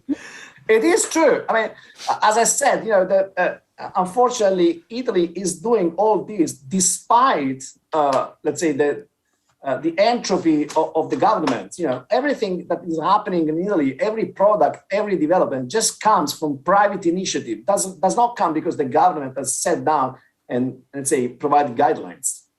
I think this is quite different from other countries. Yeah, commonality is that the both sides of people, Japan and Italy, don't believe the government authority. But what the difference between Italian and Japanese is Japanese eventually obeys government order. Italian. Not necessarily in Italy, not necessarily. I know. As Okuyama-san said, you know, maybe a red light in the traffic light, but if there is nobody on the street, you know, it's not a red, as we call in Italy. It's red, but it's not red. Yeah, I know the very similar cultures in southern Osaka. Anyway, so let's have a last talk, a third talk of this sessions. Nakashima Sensei, what does it mean to live? Okay, so I just chose this theme, and because I cannot talk about the other person's life, let me just talk about my own life. And one of the thing, I didn't write in the slide, but the background idea is the Ichigo Ichie, once in a lifetime experience, and I think that is very important.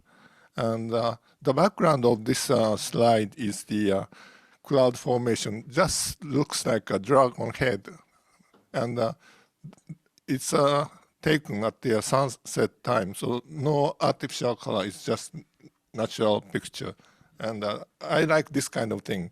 And next, please. And I will just talk about the first line. When I was a student, I had a chance to go to the MIT AI lab, and that was my first exposure to the real AI in the world. You know, MIT is a top-level AI research center. And at that time, I just thought that if I fight with them in English, I cannot never win. So my, the tool or weapon will be Japanese thinking and the Japanese way. And I will come back to it in the latter half of my talk. Next, please. And so this is a kind of minimum life, just eat, shokuju, wear, food, and house.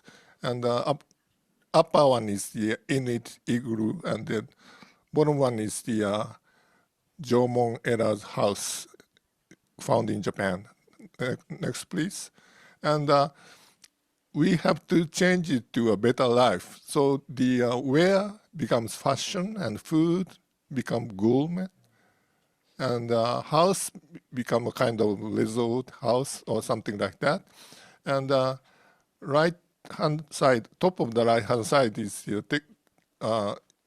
taken in a breakfast place in Fiji's hotel. I went there for AI conference, and I spent a very nice days there.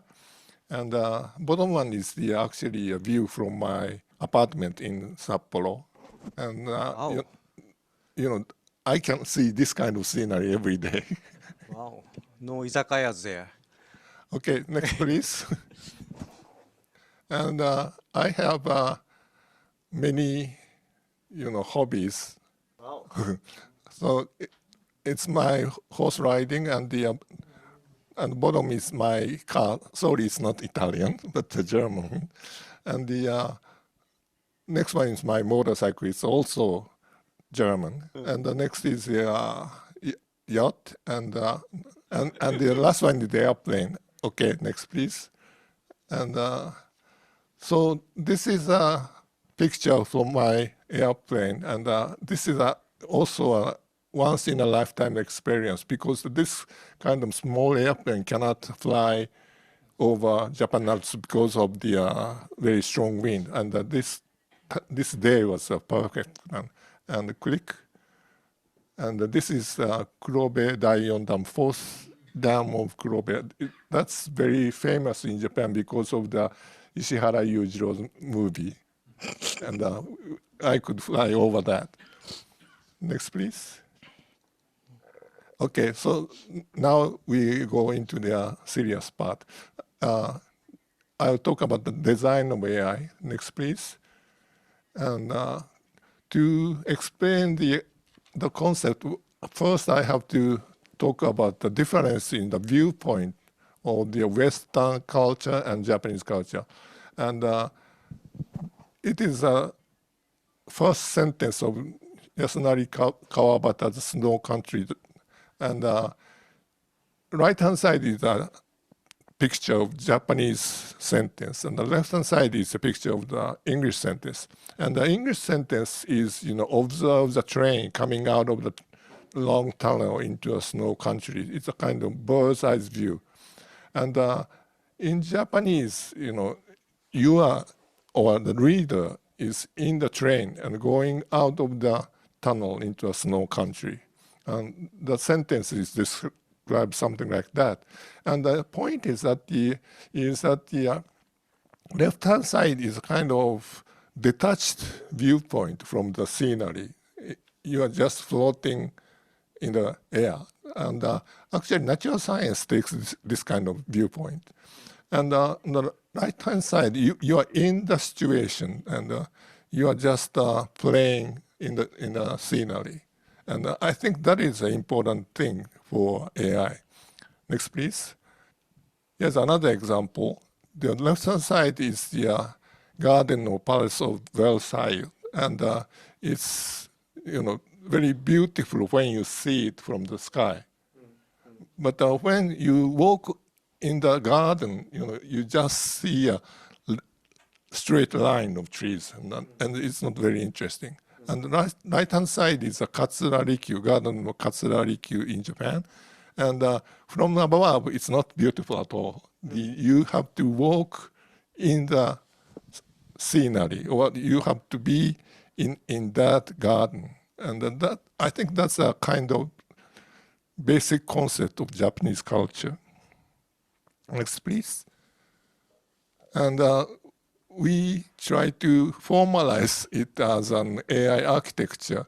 And I don't think I go into the detail, but the left-hand side is a kind of original AI viewpoint. And that was taught in the AI lab when I was there, or something like that.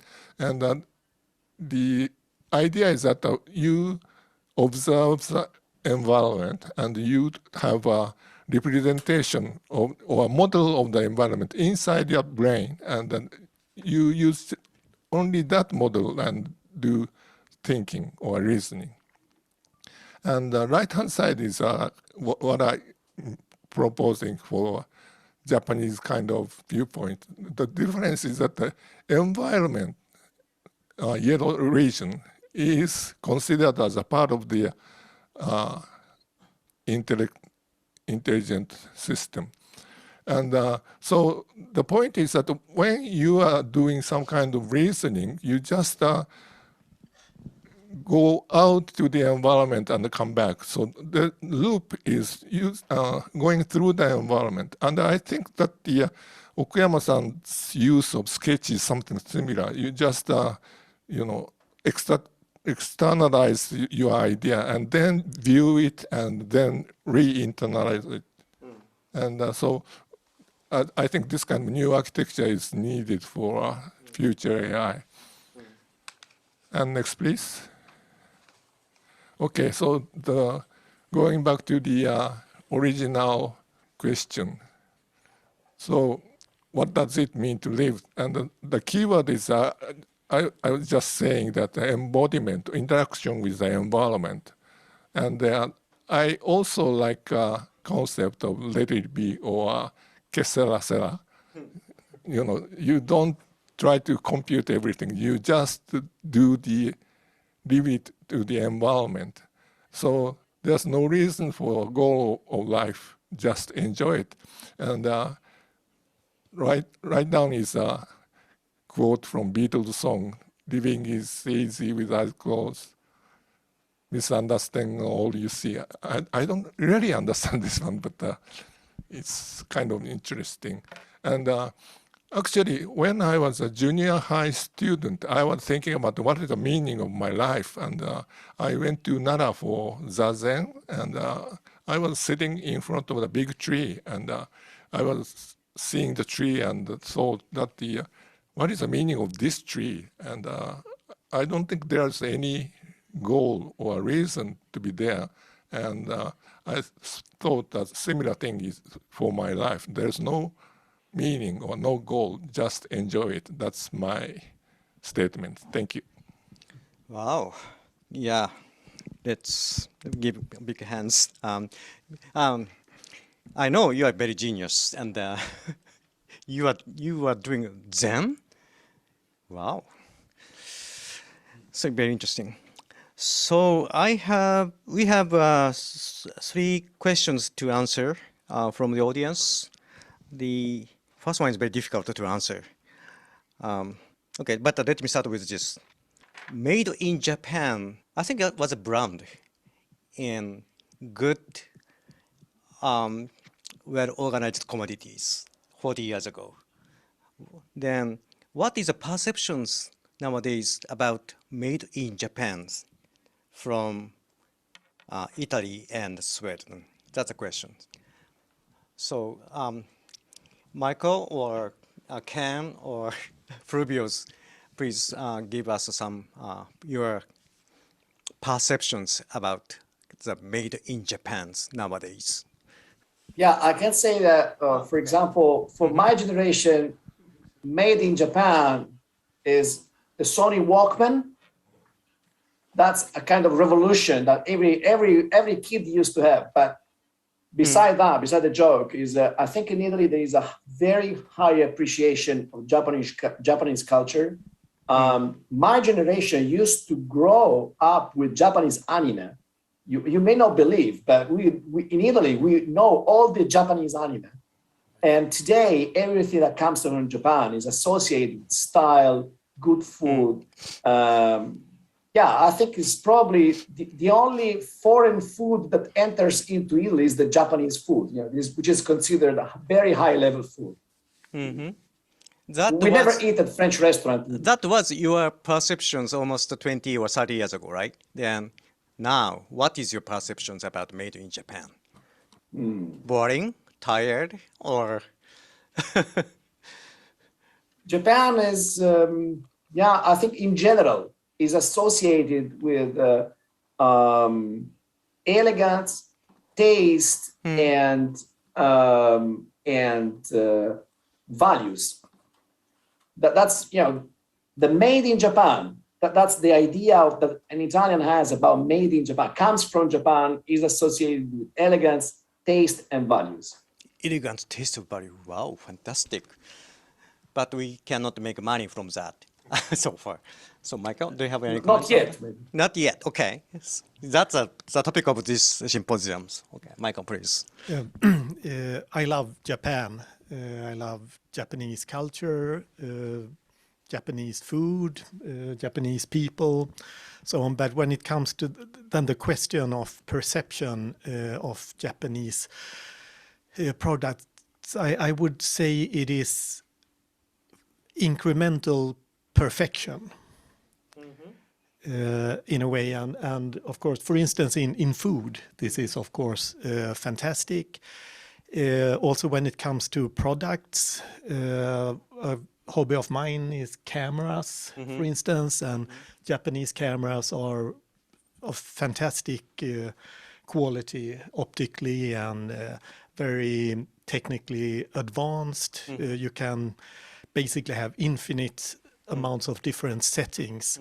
Nevertheless, now I have actually gone more into Swedish and German cameras. So I go for Hasselblad, and I have Leicas, so on, that are that kind of give a bit different feeling also when used. But with Japanese innovation and looking back in time, for instance, for the Sony Walkman, that was revolutionary when it came. If you look at, for instance, Toyota and the Toyota system with lean production, there you actually have the incremental innovation, the kind of stepwise innovation. But looking at that in a whole industry, it actually becomes transformative when used professionally in industry in this way. But I know now also in Japan, and this is also why we now want to work also closer together between Sweden and Japan, there is a very, very strong ambition here for more transformative innovations in Japan. And personally, I think we can work very good together, between the different cultures, but also between different people actually can trust each other quite well. But so back to your question, I would say incremental perfection. Okay, incremental perfections. But we have to go for transformative, how can I say, movement from that one. That one means incremental perfection to transformative one. Ken, do you have any comments on about the direction? Tough one. Yes, tough. Yes. I have many friends in China and Korea, in Asia. I spent quite a bit of time in Hong Kong. 40% of my eyewear, Ken Okuyama, is sold in Hong Kong through my friend of mine, Pui, who really has a great stores, and the fantastic salesperson tells story to people. And this is actually one of the most expensive eyewear. In Hong Kong, you have to spend in US dollars about $2,500 US dollars for this just a frame, and in Japan about half of that. But anyway, what I'm trying to say is, 19th century was a Europeanization, and the 20th century, people say, not me, Americanization, and the 21st century is Asianization in the economy, as people say. One of the things that I think in the brand pyramid I talked in the beginning, you do need the kind of a flagship brand to lead that pyramid. And I do feel that there's a desire for Asian brand to, or I hate to say this in front of you guys, go against the European brand. Because there's nothing right now actually at the level of, Louis Vuitton is fantastic, and LMS is fantastic, Ferrari is fantastic, but at the level of that, the premium value, we're getting close, but still it's not quite that level from Asia, I believe. And there's a desire for that. I do feel that. So if there's any chance in Asian countries and brand, maybe in a Japanese brand, there's the probably best chance to go there. So I do feel as a family in Asian countries and friends, I do feel that I like to make some of the Asian brands as strong as some of the Italian brands or Swedish brands or European brands. I think it's going to be natural. It will happen, but we have to work on it. Maybe Japan is in objectively in the closest position to be able to do that. So when I hear made in Japan, I always think about the premium brand. Maybe one of the possibilities to make some brand become a luxury brand. So I kind of see it that way. Wow. Nothing against European brands. I work with the great people, but I think we still need to cultivate and make some of the Asian brands as high as European brands. So My perception is European brand is nurtured beyond several decades, maybe. They started that brand in 19th centuries. But do we need time to get that position? Yeah, we do. We need time because brand is not just a manufacturer. It's not just the sending side of the culture and the or the level, but it's customers. Customers make brands. And when I worked in Ferrari, what's beautiful about it is customers actually came to us and tell us all kinds of stories in tears and eyes. They really believe in the value of Ferrari. And of course, those things are expensive and appreciates in value and all that. But it's a family story. People tell me, and I worked for a Porsche. I actually worked for Porsche for about 3 years. But people did the same thing. People really believe in that brand and those products. So customers actually know better about a brand and the products than a sender, than a manufacturer. And I learned so much about Ferrari from those customers. And I think it's a customer that we, in a way, have to educate and make the market together. We grow. So that takes time. Yes. Interesting. Customer. That means nowadays global customers, not limited in Japan, right? Yeah. Oh, yeah. Yes. Yeah. Good observations. So any comments on the top of this discussion? No, so far. Okay. Yeah, we have similar questions from anonymous audience. He or she said, Italian products, Italian services are, I can say, has a good heritage from culture and Italian way of life, then still growing through the monetization of the top brand. Then how Japanese beauty or Japanese culture can contribute to, how can I say, top brand? Very, very tough questions again. So Italians seems very successful in terms of branding their cultures, Swedish also. But Japan is still struggling to getting that positions. So how can we utilize the beauty of Japanese culture? What is the essence, key factors in Japanese ones? So maybe Michael, do you have any observations? What is advantageous point of Japanese culture? I mean, as I mentioned, there is Japan is very beautiful, and you have a lot of beauty. Food is fantastic here. Also, I'd say something that appeals the rest of the world. But I kind of make also another reflection concerning this and the underlying question here because I interpret the question is how does Japan also position itself more outwards to the rest of the world? And I think, for instance, mobility. Mobility.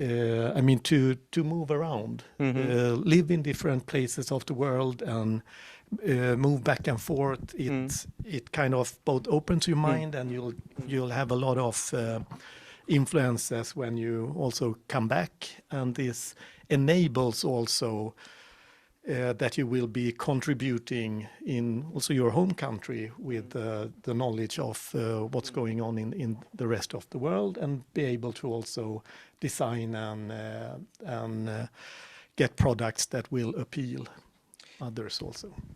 Yeah, I agree. Yeah, this is my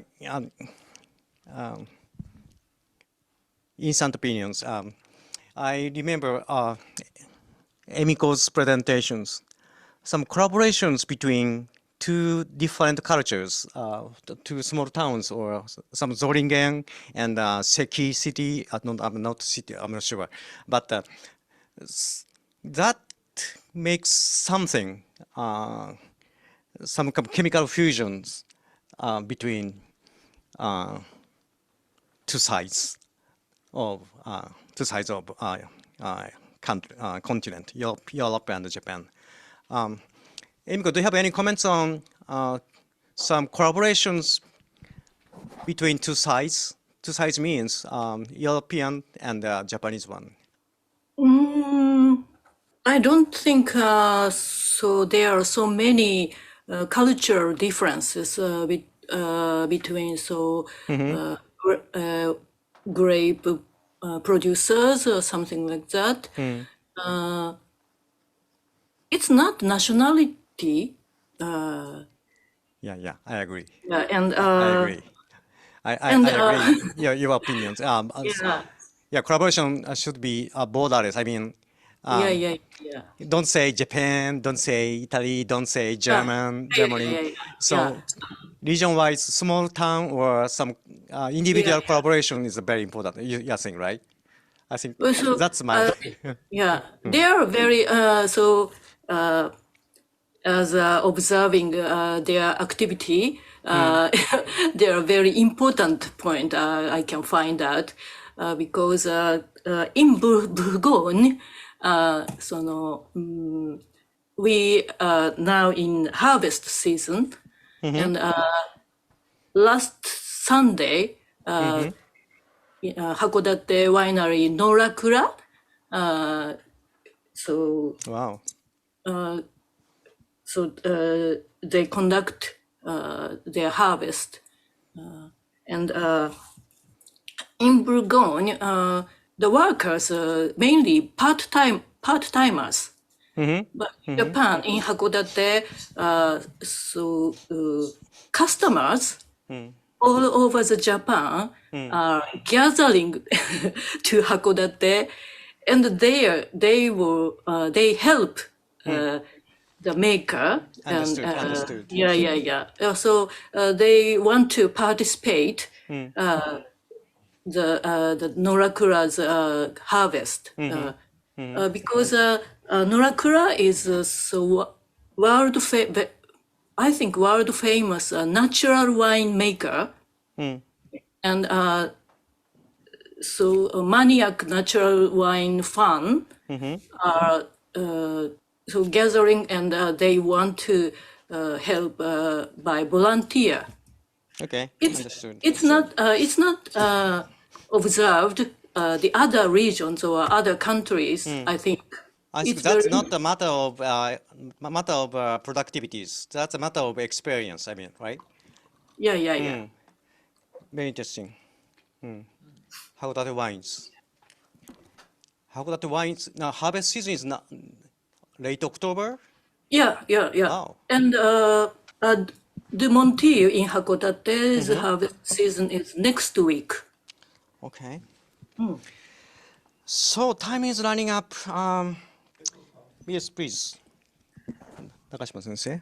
I have a question about the concerning the Japanese, prime manufacturing, and Japan has them like kimono or sake, and I think we have internally very expensive ones, but the point is that they are not shared worldwide. And,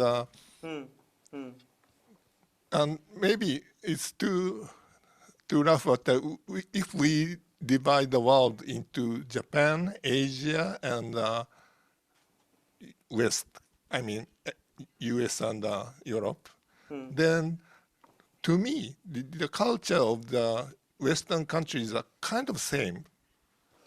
I mean, similar. So if one country produces a very good thing, it can be, easily accepted by other countries.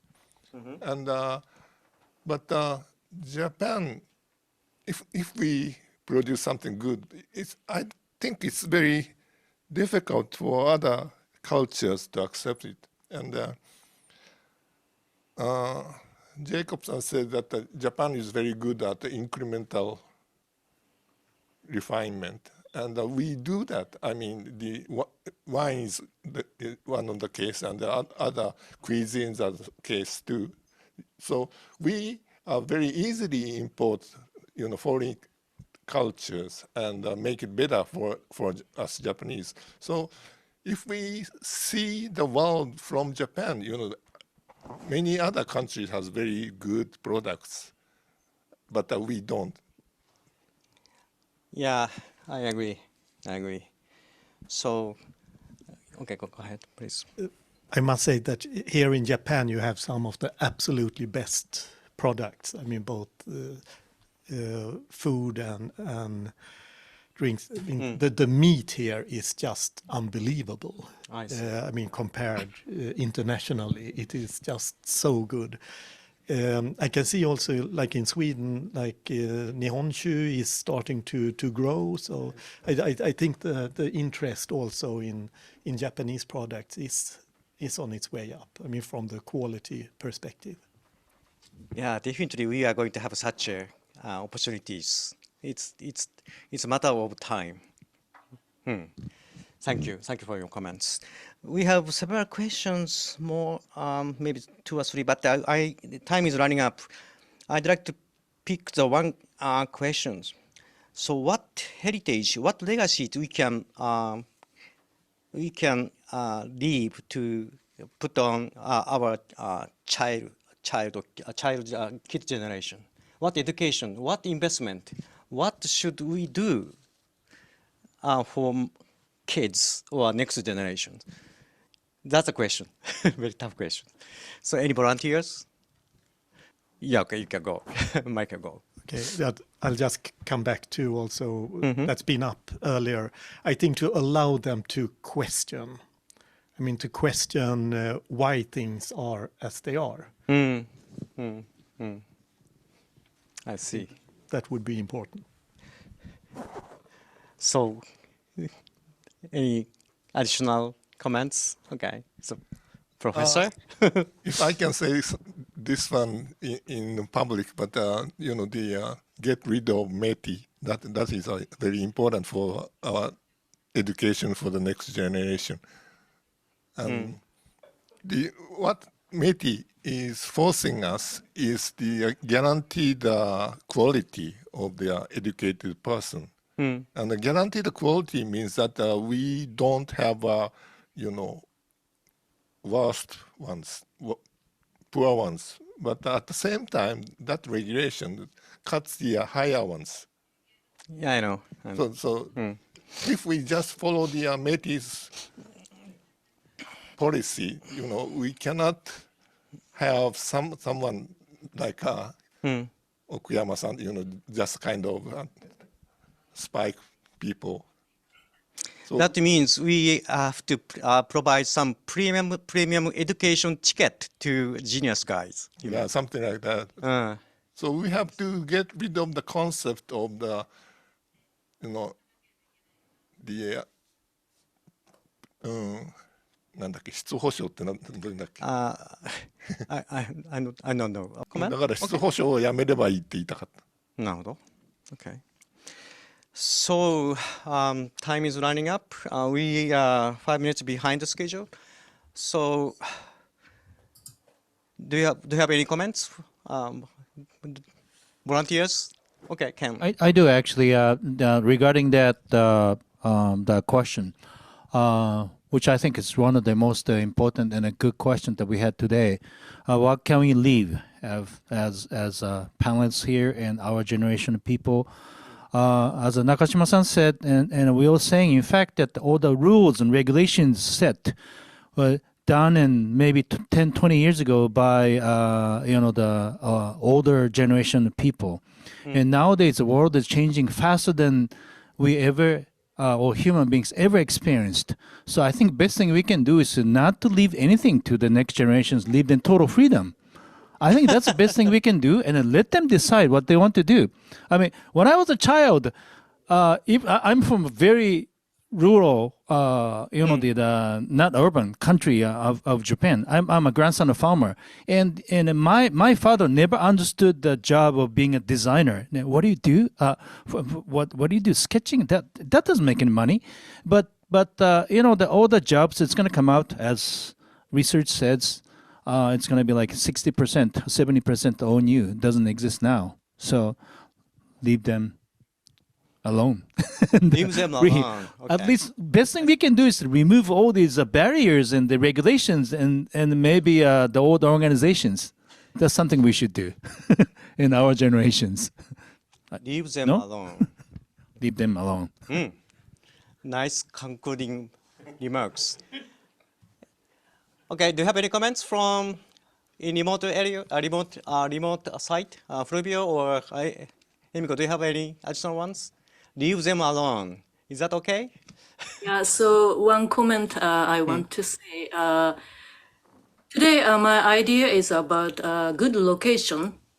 Yeah, but good organizations is another side of good places, I think. So realizing. In Japan, so people don't trust people, I think.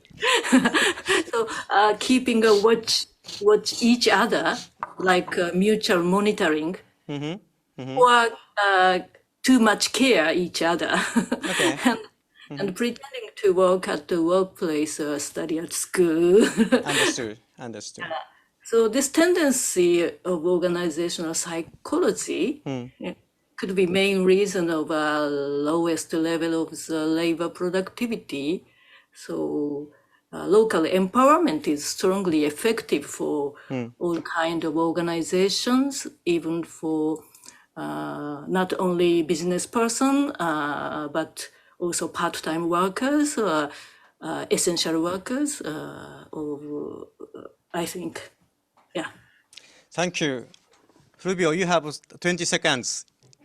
Yeah, I think it's, when it comes to education, I think Italy is a very peculiar country in the sense that Italian schools generally perform poorly in this, overall classment.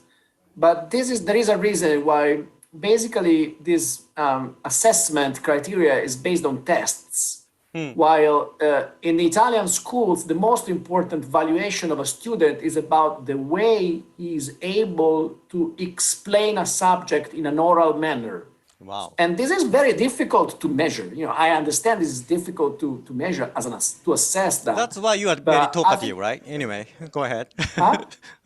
Talkative means speaking. Talkative. Yeah. But being able of telling a story is a very important activity in whatever job you're going to do in life. I think that's also what we're doing today here. Understood. And there is also one other aspect that I think it is important. In Italy, up to a certain age, failure is not a problem. I mean, it's not important to get high marks in the school. Of course, they are very much welcome, especially by parents, but this is not a discrimination. Everything is played at the university level, where there is a strong selection. I think that's important. If you want to experiment, if you want to leave, let's say, kids the, freedom to experiment,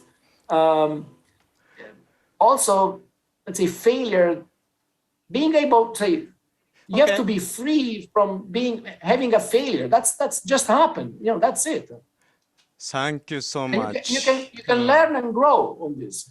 Yeah, Italian's life is very experimental ones, very interesting. La vida è vera, that means che sera sera, or Yes, that's it. La vida è vera, very experimental life. And I admire that. Okay, let's conclude these sessions. Then I'd like to invite President of Future Hakodate University, Katagiri Sensei, to have a closing remark. Okay, let's start for your closing remark. Yes. Thank you very much. Thank you very much for this very enthusiastic, somewhat divergent discussions. I enjoyed it very much. And I would like to thank all the 6 speakers who provided us lots of very interesting input and also lively discussions later after the talks. Today's topic was Japanese beauty. When I heard about that, that's a very big, very interesting, very difficult topic. And I was reminded of a book called Evolution of Beauty, written by a biologist. And he argues that the origin of beauty, concept of beauty, is a sexual selection, Darwinian idea of sexual selection. Animals just wanted to get their mate. Everybody knows that peacock has very strange feathers to attract their mates, and those are the very foundation, origin of beauty. That's his argument. And all the notion of beauty started there and gets sophisticated. All the things you discussed, this fashions and foods and those kind of things, result of the sophistication of that. So the very basic for the beauty is desire. Lots of people, some of the people mentioned want, and I think that's the origin of beauty. So we need to honestly face what we desire. So that's probably the first. And that beauty requires sophistication. And another book I got reminded while I was listening to your talk was this is kind of famous. Robert Piusik wrote a book called Zen and Motorcycle Maintenance. Motorcycles, somebody mentioned, a lot of people mentioned motorcycle. And the point of his argument is the notion of quality. Quality is very difficult to measure, but it has to be established in the thinking of people, everybody. And quantity is easy to measure, and truth and false, those are also very kind of firmly established. But quality, he started as an English teacher, and he had to grade students' report papers. And when he read those reports, it's very direct to assess how good their English is, even though he can't explain why it is good or why this paper is good and why this paper is not. So quality is very difficult to define, but I think many of the talks we encountered relate to that underpinning of the notion of quality. What's the good? What's the beauty? How people appreciate those beauties, those qualities. That's the second thing I was reminded. And third thing is the notion of trust. I think Tayanagi-san and Michael referred to that notion. And I think there are two aspects. One is branding. Branding is, I think, successfully obtaining trust from your customers about the quality of your product or service, or that kind of thing. but another point is, as Michael mentioned, I have been amazed by the efficiency in the society in Scandinavian countries. My impression is Scandinavian people have very high trust for their government, and which is very, very different if you think about here in Japan, Japanese situations. And just for establishing trust, I think it's the very foundation, one of the foundations that Scandinavian countries are successful in establishing this innovative society, even though population is not that big. And the last point which interests me is this discussion centered around European perspective or cross-cultural comparison of different cultures. And one of the main thing I take was difference in communication style. Ken mentioned that Italian designers try to insist, I want to make my idea of what the car should be, and that makes somewhat argue, that starts the argument. I am not a car designer, but I presume in Japanese context, Japanese people tend to start with, I want to design our car before clearly getting the idea what that car should be. So that kind of, you can say group mentality, but I think that makes it possible for Japanese to very fine-tuned, organized group activities. But probably the bad part, the flip side of the coin is this backstage nemawashi kind of communications. And so I wouldn't completely negate how Japanese people communicate, but as many of you argued that we need to open up, we need to question, and problem of education is also.